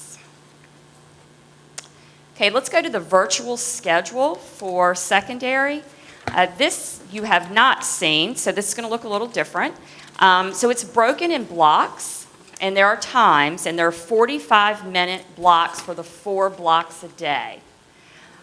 So as you can see, Monday, Tuesday, Thursday, you would be attending class via Zoom with your teacher during those blocked times.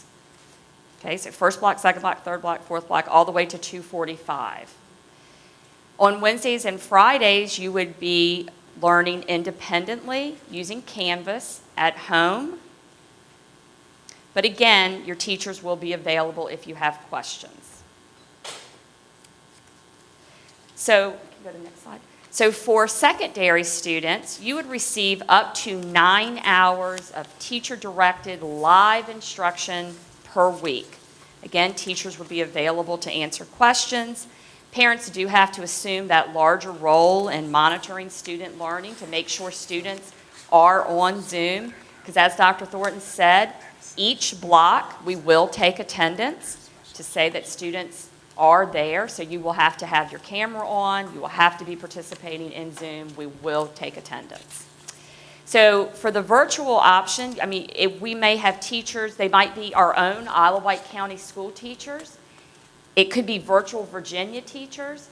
And we are also exploring a regional online program with our region, all of the school divisions in our region. And that's something that we're currently working on, the region is currently working on. So if you select that 100% online, particularly in secondary, it may not be Wight County school teachers for every subject. Okay? Okay, why did we choose 3 days a week for middle and high versus 4 days a week? Am I looking at it right? I mean for... Like for your, I'm sorry. I was thinking AB. I'm Okay. sorry. I got it now. Yeah, that's the virtual, or it could be, Ms. Carr, the temporary remote. If we need to be in a remote learning for all students, that schedule would be the same. So go back to the schedule. Mm-hmm. So this schedule, if you select 100% virtual, or let's say you want to, as a board, start in a temporary remote schedule, Okay, you don't want kids coming to school. You want them at home.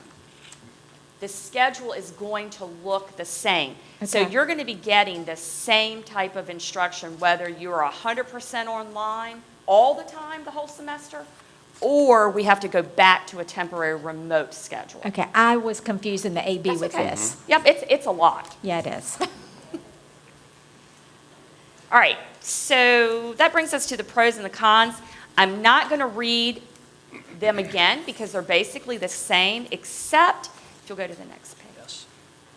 Except I do want to point out on the temporary remote learning or the 100%, the one con on temporary remote, delivering CTE, hands-on instruction, is very difficult in a remote setting. Okay, so if we're doing it temporarily, we feel like we have a good plan for that and we can handle that. If you are 100% virtual, you don't come to school at all, no matter what phase we're in, some of our CTE programming will not be available to you because it's hands-on and we can't make it available. So that is a big con. So that concludes what the instructional schedule might look like. Do you have any questions or clarification or comments now? I have Board? Yes. We didn't really talk about IAs, whether they're in middle school or high school. Would they be in the classroom just the same as the teacher, just as they were before for the AB? And Yes, would you have ma'am. some that would be able to help virtually as well based on need? Yes. If we are in school, then yes, our IAs would be in school working with teachers and students just as usual. If we go to a remote learning, it would be the same thing. We would have duties for the IA to do virtually as well.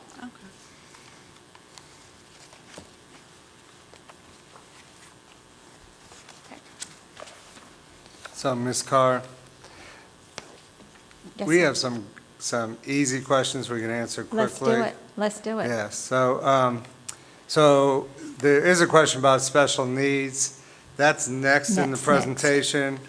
And so I think those will be answered. They may have additional questions after that. There's some questions about transportation. That's coming up in the presentation. And so some of those can be answered. But some of the easy ones, like, will the high school and elementary students be on the same days if you have multiple children? We are going to schedule your children on AB schedule. They'll all be on an A day or all be on a B day. We will do that. So what happens if we choose in person and we go back to phase one? So that's that continuum, and Mike, maybe you can pull that up. If you choose in person, we're on a continuum. So if the governor brings us all the way back to phase one, and or the board could decide it's not safe anymore, we're going back. That's what we're calling temporarily remote. You're not part of the virtual. You're still with your teacher, and you'll go through that temporarily remote schedule that we shared, that is the same as the virtual schedule. So they would have the same classroom teacher that they Yes. left with on, say, Friday or Thursday. Yes. They would have that same teacher and be having contact with them virtually. Right, just like we showed the virtual contact. At elementary, you'd have those 6 hours, you could choose morning or afternoon, or Okay. if you're high school, you'd have your regular 4 blocks, secondary. This one says, I have 2 children, can I choose different options? Yes, you can. You can choose totally virtual for one child, and you can choose in person for the other child. Can we have a copy of the PowerPoint? Yes, we're going to post this PowerPoint online, as well as a questionnaire and follow-up, and we'll have that later in the presentation as well, so you will have that. It's a great question. If a child is on blended and is sent home for 10 days, what does their school day look like? So if that happens, that's no different than if you were sick. So with blended, on the blended days, you'd still have that contact, but the day you were supposed to be in person, you're sick just like now, and we would send work home with you, or your teacher would just send work home with you, however they get it to you. And probably now digitally, they'll be able to get that work to you. So that doesn't change. If you're in person, it's just you're sick. Will teachers be wearing gloves? We are providing gloves for certain activities or functions that teachers have to do, if they're passing out something, or if they feel like they need to wear gloves for a certain activity, we are providing those for the teachers. And will a child be given one iPad per child? Yeah, each child will be given one device, whether that is an iPad, a Chromebook, or the laptop at the appropriate age.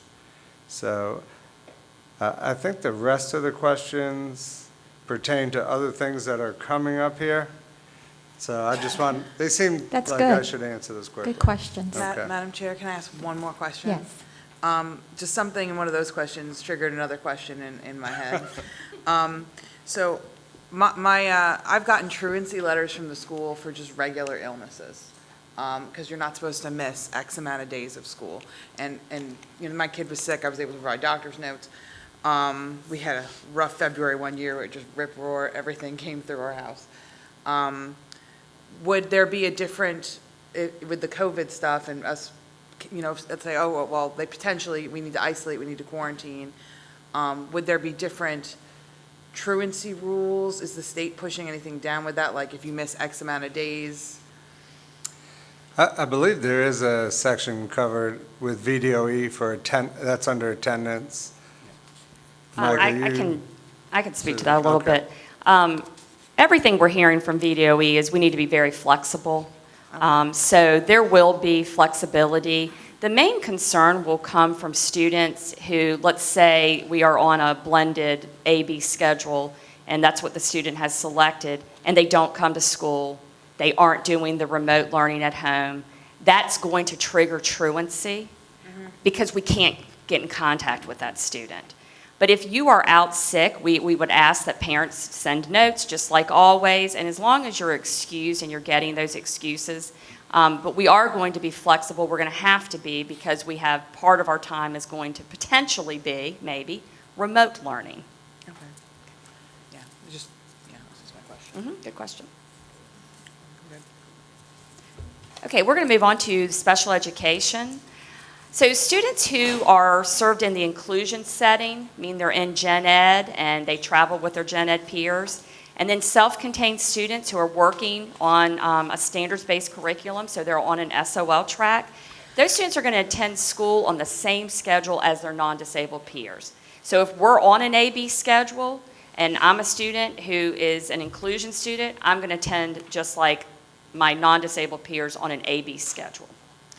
Students who are served in elementary in the intensive supports needs self-contained classrooms, those students will attend Monday through Thursday with a 1:30 dismissal. So they'll report at their normal time, just like always, but they will leave at 1:30.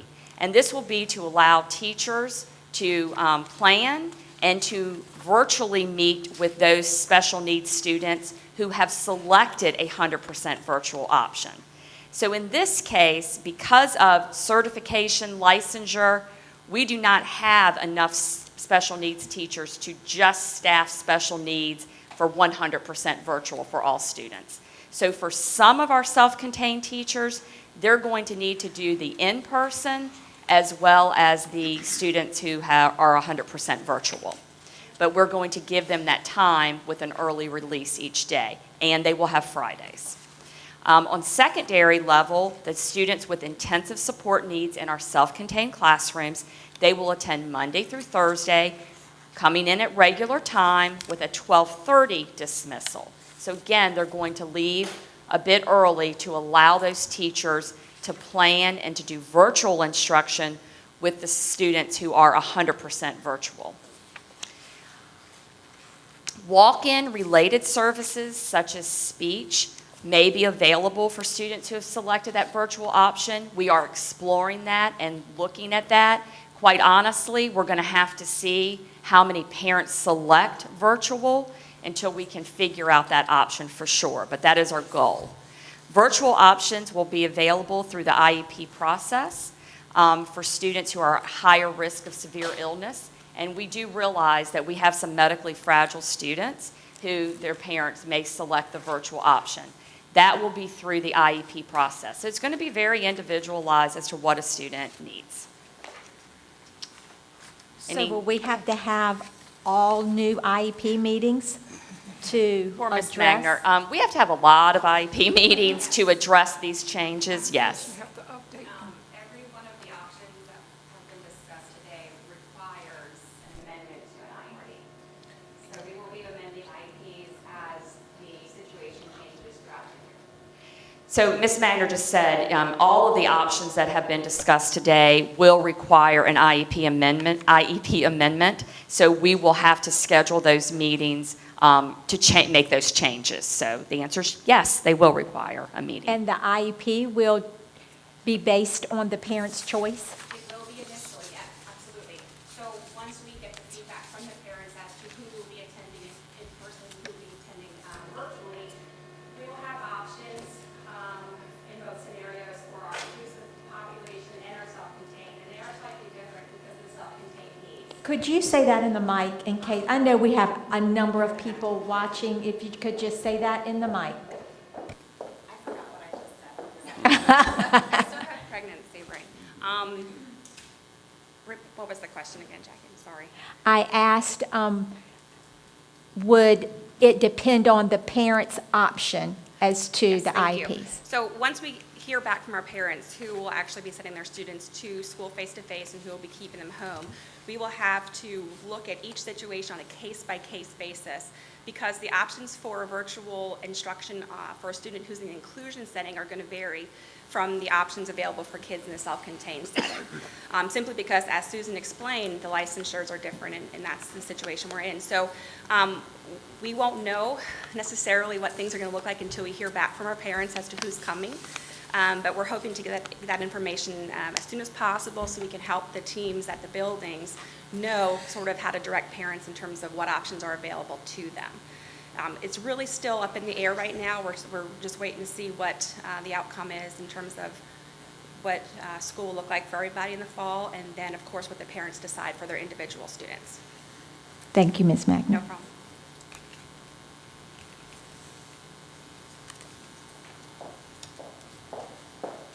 Any questions for special education? Did we have any that can be addressed from the parents? Okay. No, it was, All right, are we going to transportation now?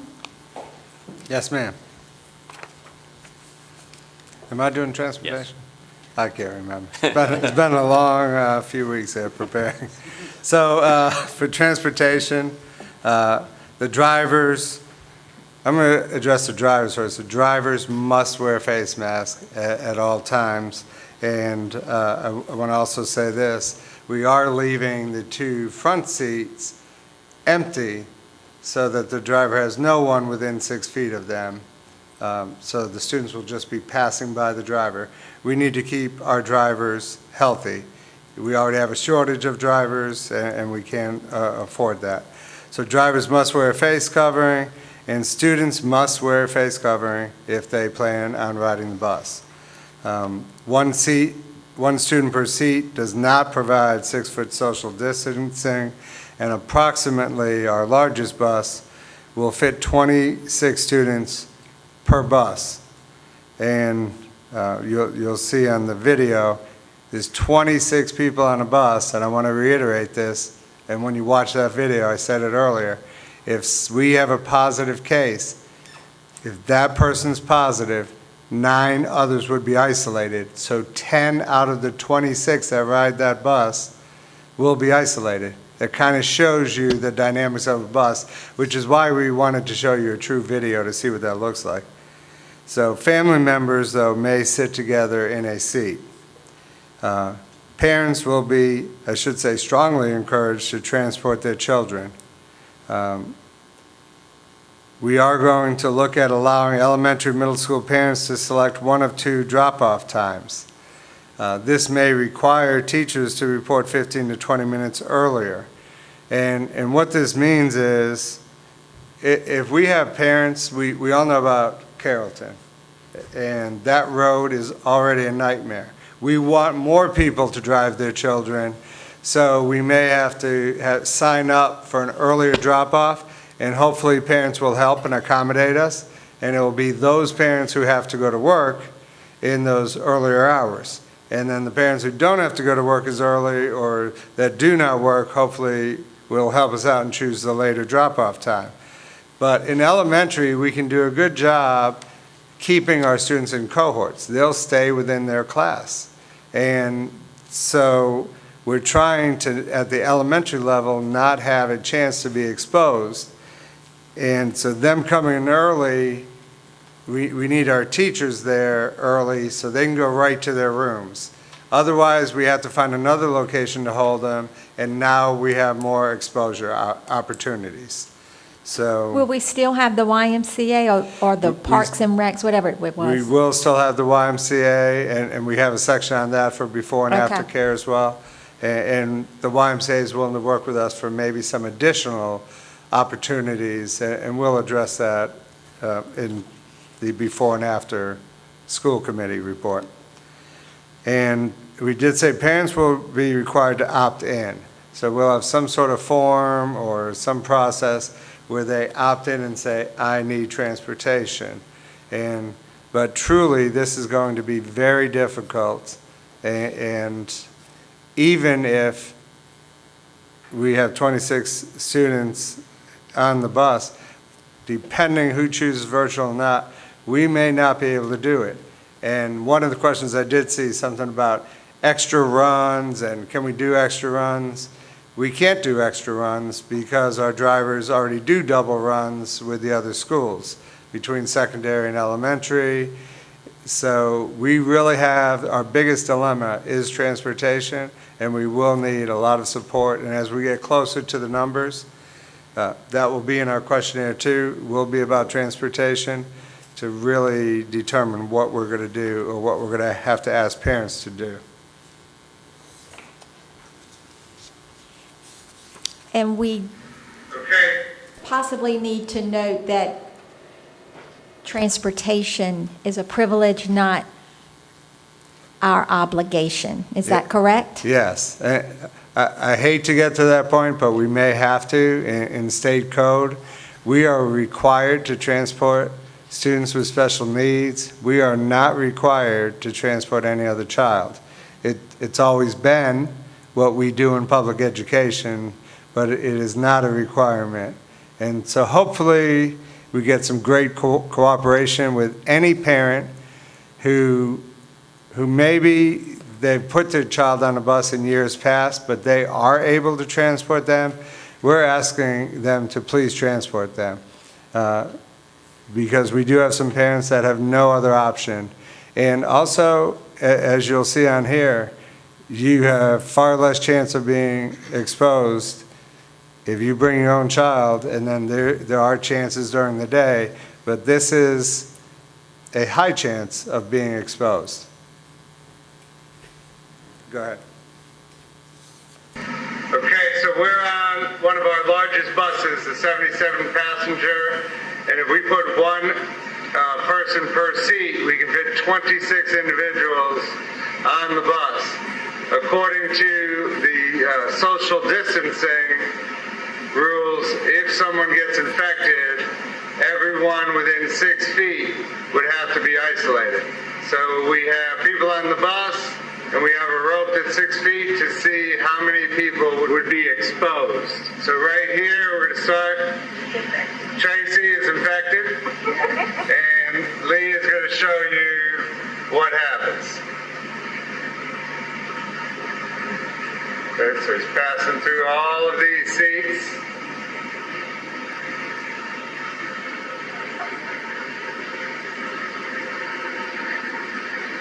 And you see we have some empty seats too.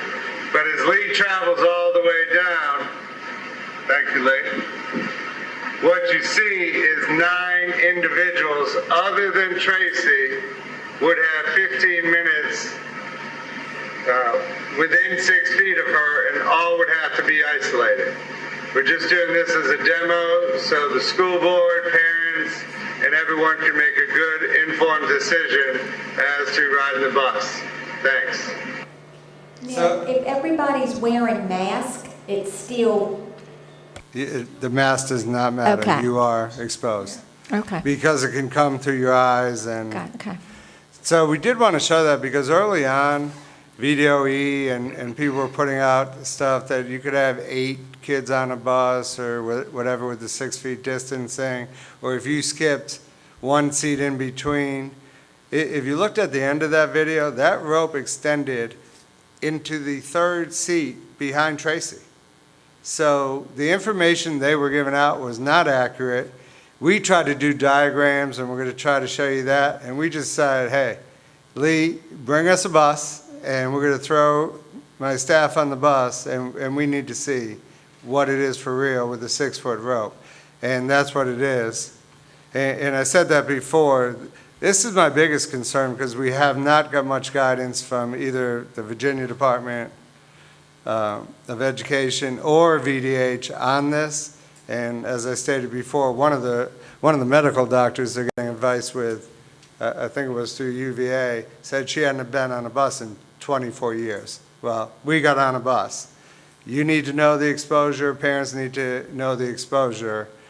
The bus is not a very safe option. We do know there are parents who are going to have to put those children on a bus, and the mask will help. And again, we're asking parents, if you can bring your child, that is the best option for all of us. Now, not all of our buses are air conditioned, and the sweat droplets off a child, because I've had my kids come off those buses like they just jumped out of a swimming pool.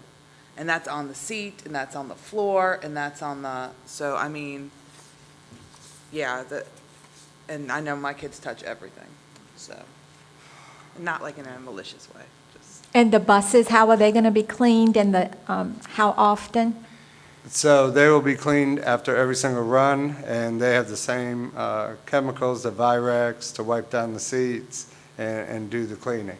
And if there is a case, same thing, we can use the I don't want to use the bad word. The fogger. Fogger. Yes, the fogger for the bus too, for cleaning. Are there any plans for with a plastic shield between the seats? Would that reduce the spread, or it doesn't really do anything at that point? 'Cause They did say anything like that, like these, help, but it doesn't totally mitigate it. would that reduce the amount of seats the spread would be? Because No, Okay. they say not. Just like these, we asked that question. If we put these plastic shields in place in desks, would that give us more space? I mean, bring them tighter together, and the answer is no. Okay. So But siblings would be able to sit in the same seat together? they would be able to. Okay.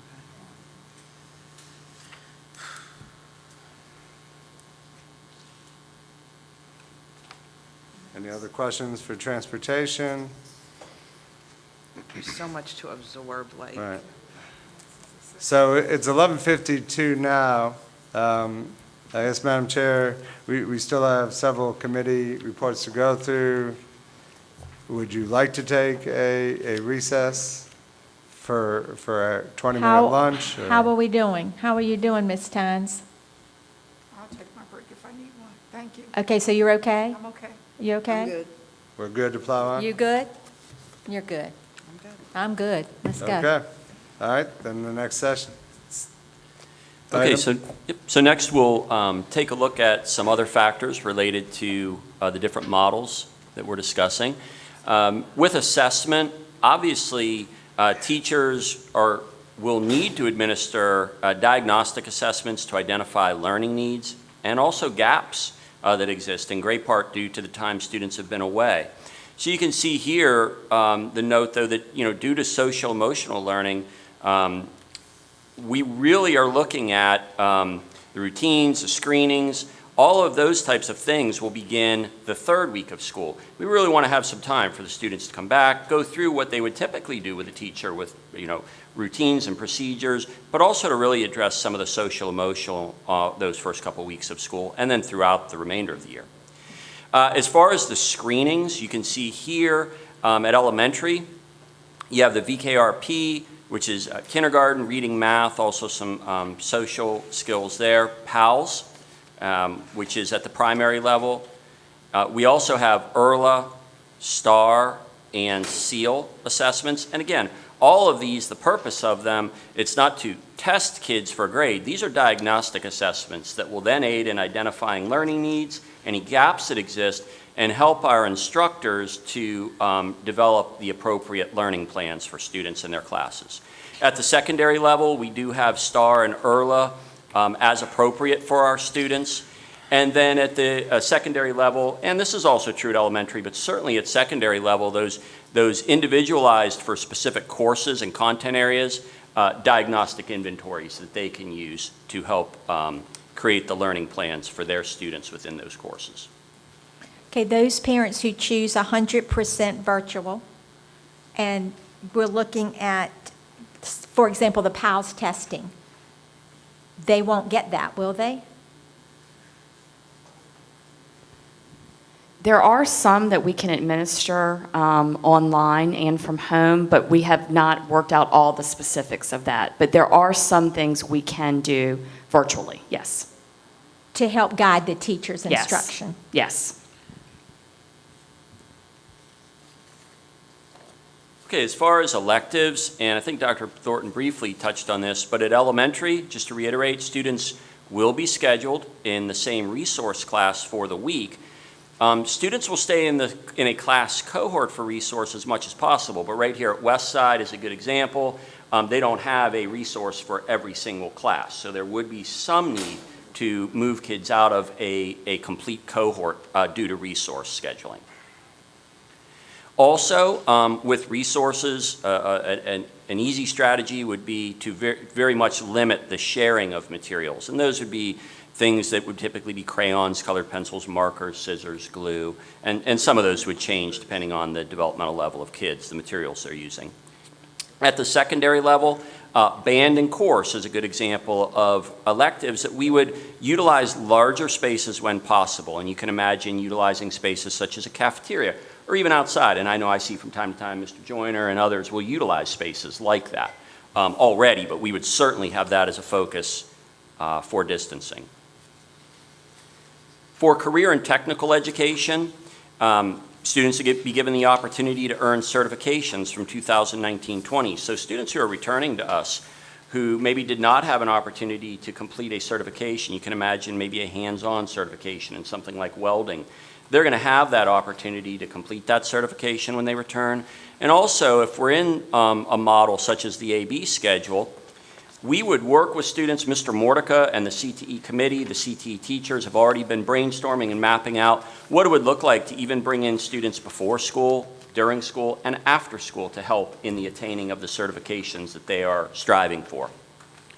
In the event that we're in temporary remote learning, there we would be able to have virtual modules utilized, and those can be utilized whether we're temporary remote learning or on the AB schedule on the day that the student is learning from home. And again, those instructors are working with Mr. Mortica to develop what those virtual modules look like and how they would be given to the students. And finally, I think Ms. Getch mentioned this already, but students who select the 100% virtual option will not be allowed to choose certain CTE courses, and you can imagine these are the ones that are very much a hands-on trades type course. As far as athletics, and this is straight from Virginia High School League, so the Virginia High School League, VHSL, has presented 3 options for high school athletics. Fall season begins with low and moderate risk sports, golf and cross country. Other fall sports would be canceled. Number 2, switch fall and spring seasons. Track, tennis, soccer, baseball, and softball would be allowed to play in the fall. And the third one, delay all sports until December, host shortened sports seasons. And so we will keep the board and the community updated, but we are expecting a VHSL decision on July 27th. So stay tuned for more information regarding athletics. Take a pause there and see if there are any questions related to the previous slides. I'm not sure what CTE courses could be done. You said there were some that could be done. Which ones, Braydale? So it really depends on whether you're talking about the model the students are in. So if you think about the in-person continuum, okay, and if a family is on the in-person continuum and a student, if we're in a traditional schedule and the students are coming to school, obviously we would have those students doing the work that they would be accustomed to doing. That I can understand. On the AB day, obviously much of the hands-on work would be done on the day that the students are present in school, where maybe some of the theory, some of the videos, modules could be done on the off day. If they go to temporary, then again, those modules would be used until the students come back to be able to engage in the hands-on. If a family is 100% virtual, there are some courses, for instance, like marketing would be a nice example of a course where you could schedule the student, they could fulfill the competencies of that course. I think Ms. Perkins and for the board, we're really talking about, to really get you to think about some of those courses like our cosmetology, nursing, welding. It would basically be impossible for us to deliver that course if you've chosen 100% virtual. Yeah, that's the reason I asked the question, Yes. because I couldn't even think of anything, the marketing, Yeah. Yeah, and I couldn't even think of that. And I described the continuum so you could see how with that piece, the instructors could really tailor that so that they are addressing theory and hands-on the very best they can as to where we are in a certain phase on that in-person continuum. Thank you. You're welcome.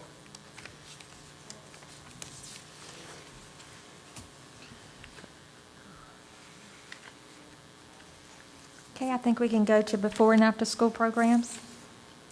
Okay, so before and after school programs, I will tell you that Mr. Walters has been collaborating with the YMCA to really explore and dive into what options exist. But you can see here, the YMCA will continue to provide before and after school care. The YMCA may be able to provide child care during remote learning days, either in the schools or at the Smithfield location. That's one of the pieces now that we're working very closely with them on and looking at different options. More information will be coming on that particular item. And also the Franklin YMCA may be able to provide care for Carsville Elementary School. So out at that end, Carsville, we're looking at that option as well, and we'll be giving you more information on that. As far as, oh, please. I was just Question? going to say, and they would be following the same protocols for safety as much as what we have talked about. That's correct. We'd be using the same mitigation strategies, and we would verify all of that with any of those programs. But there couldn't be anything done at the town center in Windsor? Because Parks and Rec does afternoon program there. I think that's a possibility, and I think the Explored best. that possibility. Absolutely, and I think right now we're kind of trying to cast that net as wide as we can and really explore every possibility, but I think that's a nice example of the type of facility that we would want to look into. Thank you. Mm-hmm.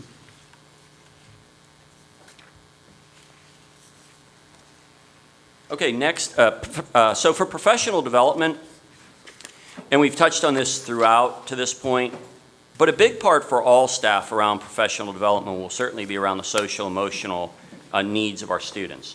So whether it's social emotional learning and abuse, we will have a lot of professional learning opportunities required and some that would be optional trainings for folks related to that topic. Certainly equity. We have an equity committee who's driving, steering a lot of our work there, so equity practices for all staff. Grit and growth mindset. So this really gets at that citizenship piece and also some of that self-awareness piece. And one of our school psychologists, Mr. Berkeley, and his social emotional committee did a lot of work in that area, which I'll be touching on in a subsequent slide. Also for all staff, there'll be a tremendous amount of professional learning that will occur with health and safety protocols. And as you know, Mr. Coleman is really driving that work and leading that for the division, and so that'll be a big part of our professional development plan.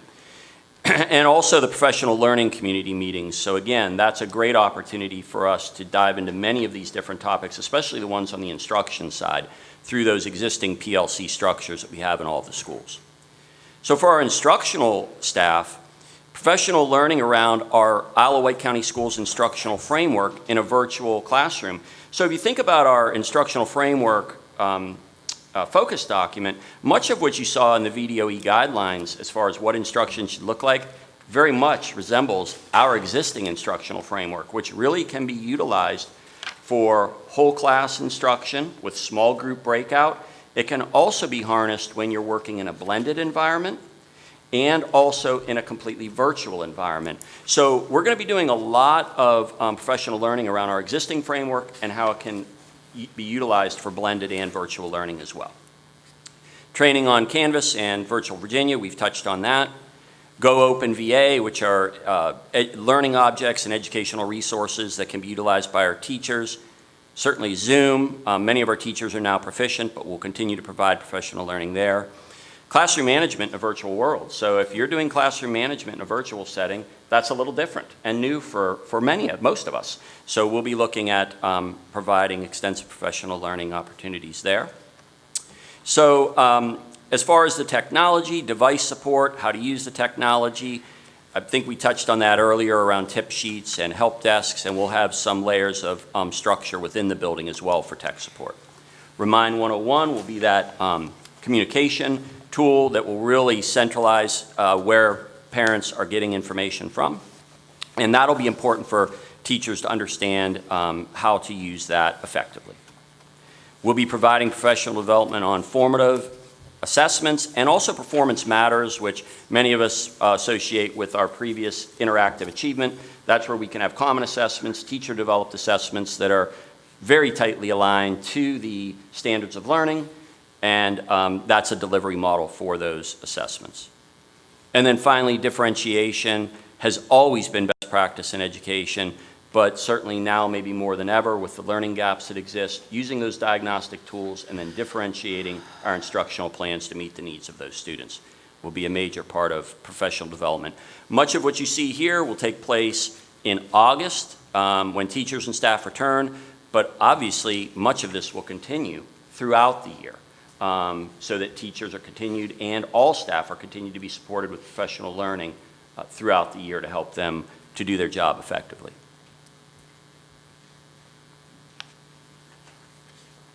Okay, I'll move on to social emotional. I mentioned earlier Mr. Berkeley coordinating or chairing his committee. I think this is a very important piece right off the start with, again, mentioning the professional development around social emotional learning. So really developing protocols for the language that we use when addressing social emotional. What are those look-fors for students who may be in need and requiring extra support? Also teacher sensitivity. So those are examples of professional learning, especially from that committee and their expertise that they had in their recommendation. I think this next one's very powerful. List of community resources for teachers and families. So we plan on compiling those resources and making them accessible to our families and to our teachers. One of the things that the committee really honed in on was the fact that we already have the Grit and Great focus documents, which deal so much with that self-awareness and the citizenship components, and that a lot of the social emotional best practices are already embedded in those focus documents. So how do we better harness and utilize those? And so one of the pieces were the CASEL competencies, the 5 core competencies for social relationships and academic achievement. And you can see information below in those bullets regarding the CASEL competencies. But it's really going to be for us a matter of merging those and then working on social emotional through our Grit and Great focus documents and of course the CASEL competencies. I will say that the social emotional committee is not going to dissolve now that their reports are complete. That committee we're planning to keep in place under the direction and guidance of Mr. Berkeley to help guide our work with that committee throughout the year around social emotional learning. One other piece here is not just for the students, but also for staff and social emotional needs. And so you can see your social emotional well-being of employees is strengthened through a supportive workplace. And one of the things that we want to make sure of is that if employees are feeling insecure, they have concerns, anything around the phased reopening of schools, that they are seeking and communicating with their supervisors for assistance and resources. And then in addition, as we've always done through Ms. Elliott and Human Resources and all of our individual supervisors, access for employees directly to the Employee Assistance Program, free counseling sessions, that's available to all Wight County employees and their immediate family. So I believe that is a strong support around social emotional for staff. And before we get to questions again, this is one piece that was mentioned earlier, but we wanted to wait until this meeting just in case, anything changed, any new information came about, so that when we push this out to parents, it was as accurate and up-to-date as possible. Basically, we'll be sending out that questionnaire survey on Friday, and we're really looking at if they plan to, again, there's nothing binding here, but are you planning to choose the in-person continuum? Are you planning to choose the 100% virtual option? And are you planning to utilize Wight County school transportation, i.e. our school buses, to get your child to school? I believe that'll be excellent data that then can also help as the board moves forward with decision making. When you do the survey, is there a way to have the PowerPoint connected to it in some way, shape, or form? So that Yes. we can go through the information? And the video, that would be fantastic. That way, if they didn't watch it today or they didn't come in today, they have an opportunity to see the information thoroughly before voting. Okay, fantastic. I would just say we strongly encourage, it's non-binding, but we strongly encourage you to answer the survey as well.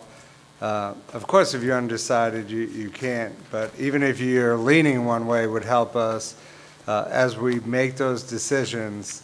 And really knowing, if you know you're going to be 100% virtual, that would help us tremendously as we start our planning and for the decision-making of the board. So the surveys, are they going to be teacher, staff survey, and then another one, parent survey? We'll have two separate surveys, yes. Yes. And of course, if a teacher has children, they should Do answer both. both. Okay, one of my questions for whoever, an administrator's in his or her building, and they see a potential problem, who would they go to help, like, as far as the safety? All right, I don't see anything, I see this as a potential problem, and I want it taken care of before children come back. So who would they go to talk about it, to find a solution for what they see that may not have been seen by? So Mr. Coleman would be the safety contact, but then we are going to develop COVID-19 teams.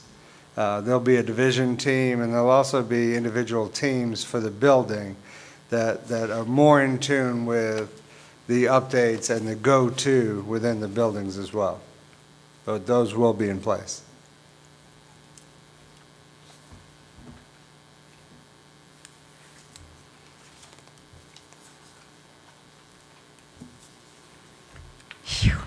A lot of information. Yes. It's just such importance. I'm going to tell you what, this right here, y'all have done a lot of work. And when I look around the room, you guys have done a phenomenal job. Very organized, and it speaks volumes for the commitment to this team, our team as a whole. I feel like that you have looked at most every scenario, and I think options are important, and you've given options.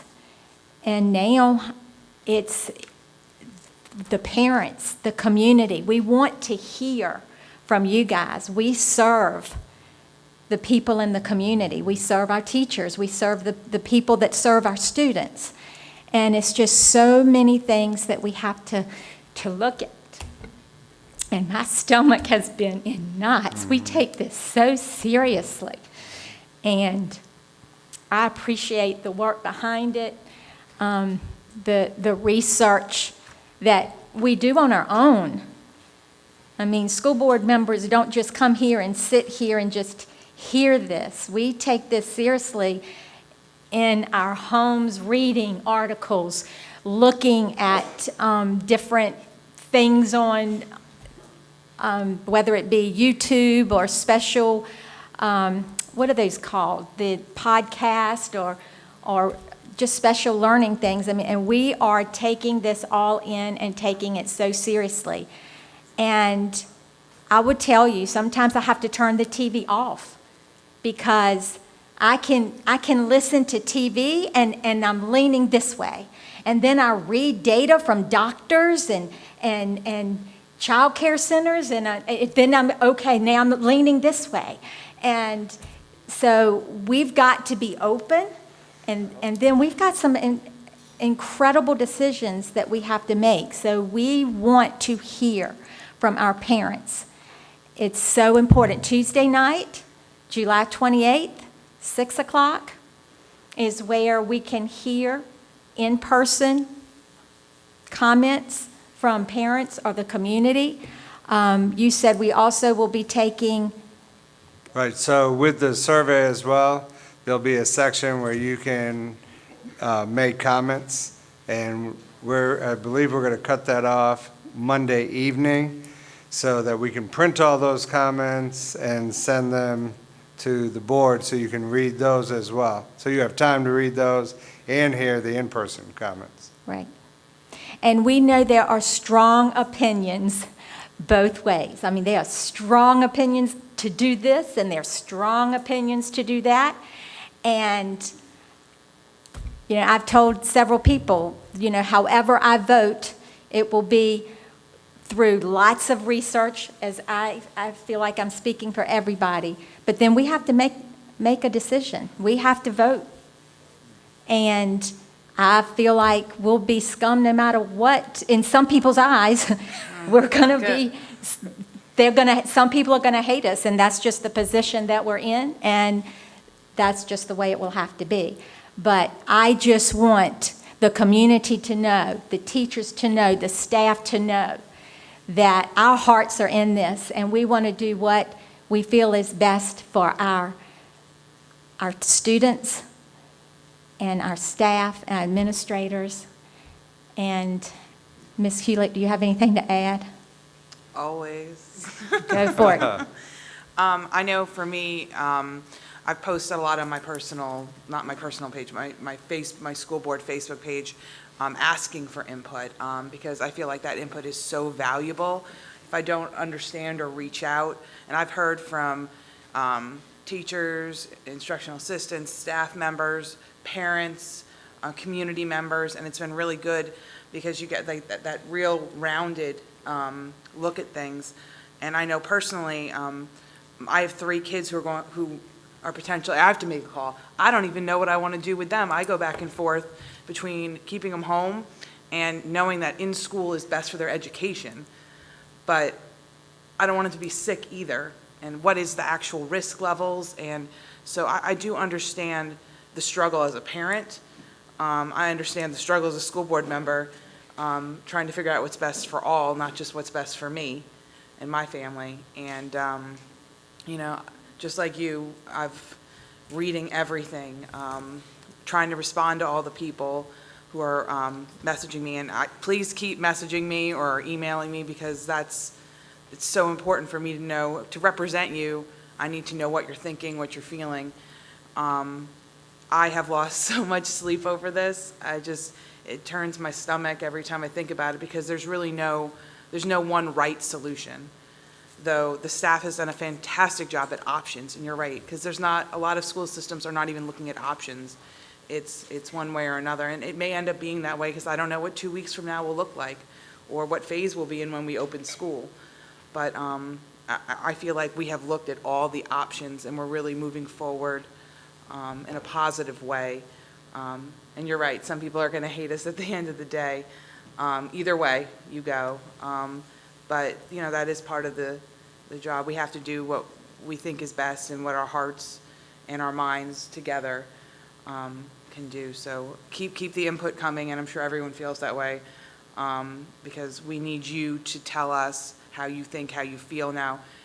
If you email me, does it mean that your opinion is the only one in there? No, but it goes into the compiled thought process, and I've got a lot of really well-educated emails about the situation, and I just want to thank those people for reaching out to me, and thank you to the staff for all the work you've done to put into this, because I'm going to reread this when I get home, probably multiple times, and then come in just ready to listen on the 28th. So. Mr. Wilson, do you have anything you want to say? I just ditto to all that's been said. There's no such thing in my mind as one size fitting all. So we just have to try to do the best we can, play the hand out that's been dealt us. We didn't have a choice. We were dealt a hand. So now we got to do all the strategies possible to maintain our students' health, maintain our staff health, and also maintain our entire community. Because there's no such thing as one size fits all. And I just think all that's been done from all of you, our staff, whatever, all that's been done. Yes. And there's no secret. I'm kind of partial toward busing situations, getting children on bus situations, getting them off, and also the same concern with the other entities within the school of our Wight County. So I'm just going to hope that decisions that we make are those type of decisions that the community will feel comfortable with the choice they made when they made us a member of our Wight County School Board. Thank you. Thank you, Mr. Wilson. Ms. Perkins?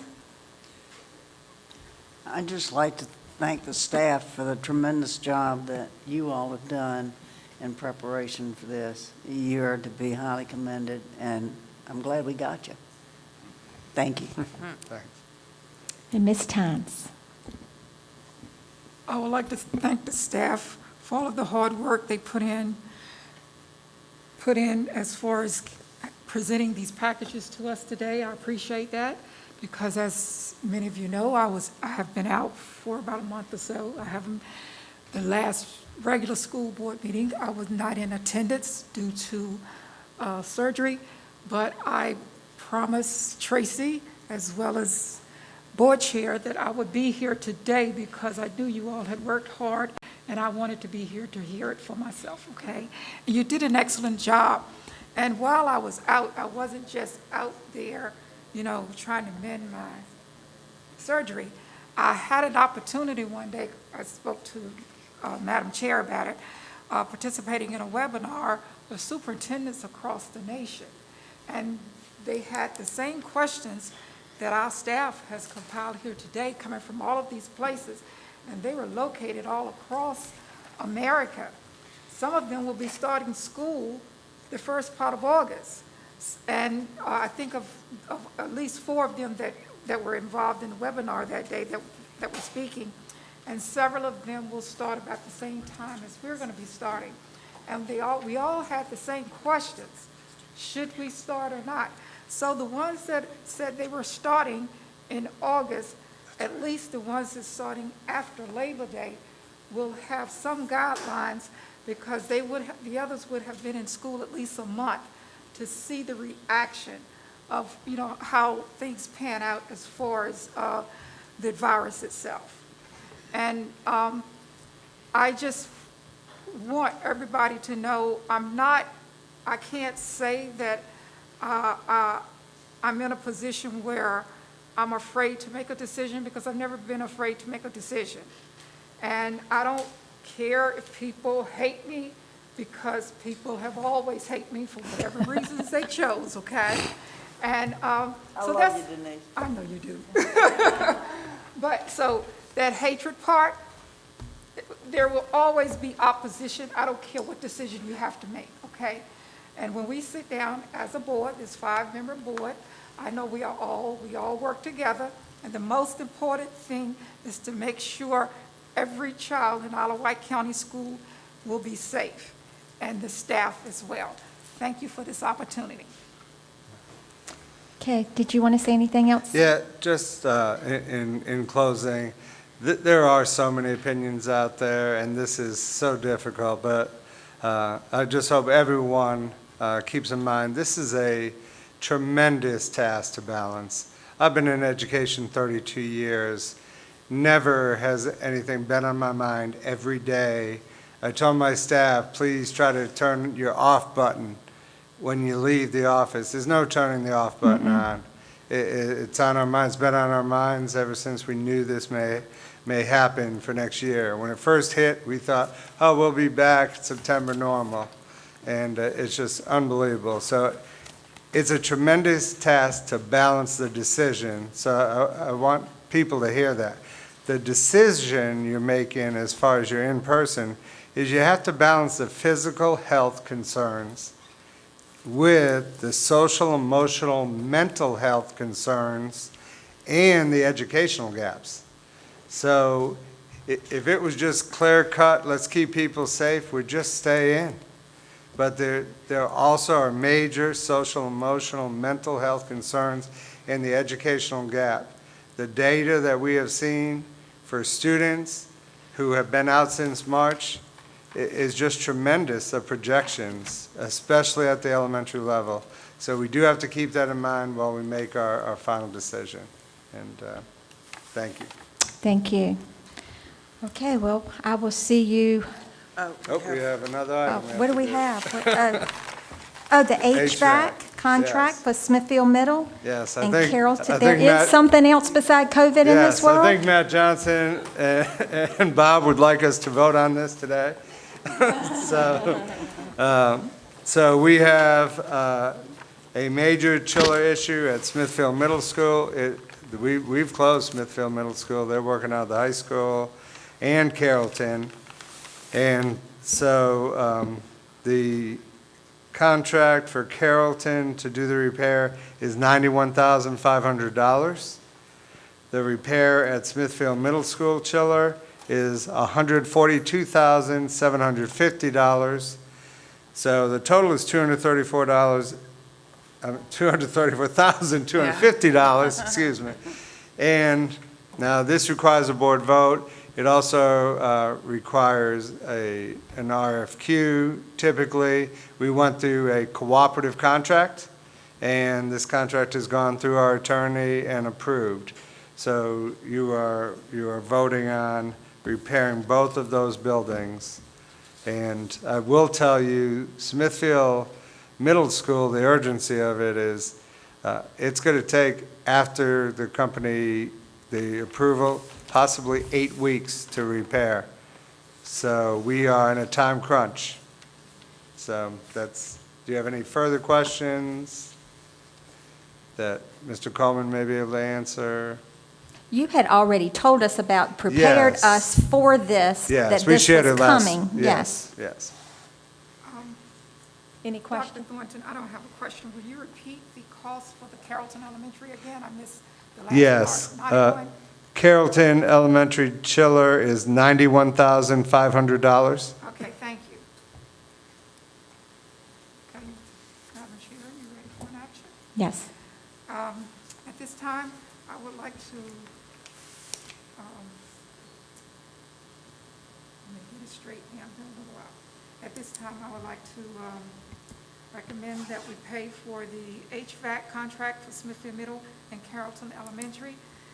The cost for Carrollton Elementary is $91,500, and the cost for Smithfield Middle will be $142,750. Second. Yes. Yes. Yes. Yes. Yes. I have a grandson starting Smithfield Middle School, and air conditioning helps COVID-19. Well, the heat we've had, oh my goodness. Heat doesn't kill it. We need air. Okay, Tuesday night, July the 28th, 6 o'clock. This meeting is adjourned.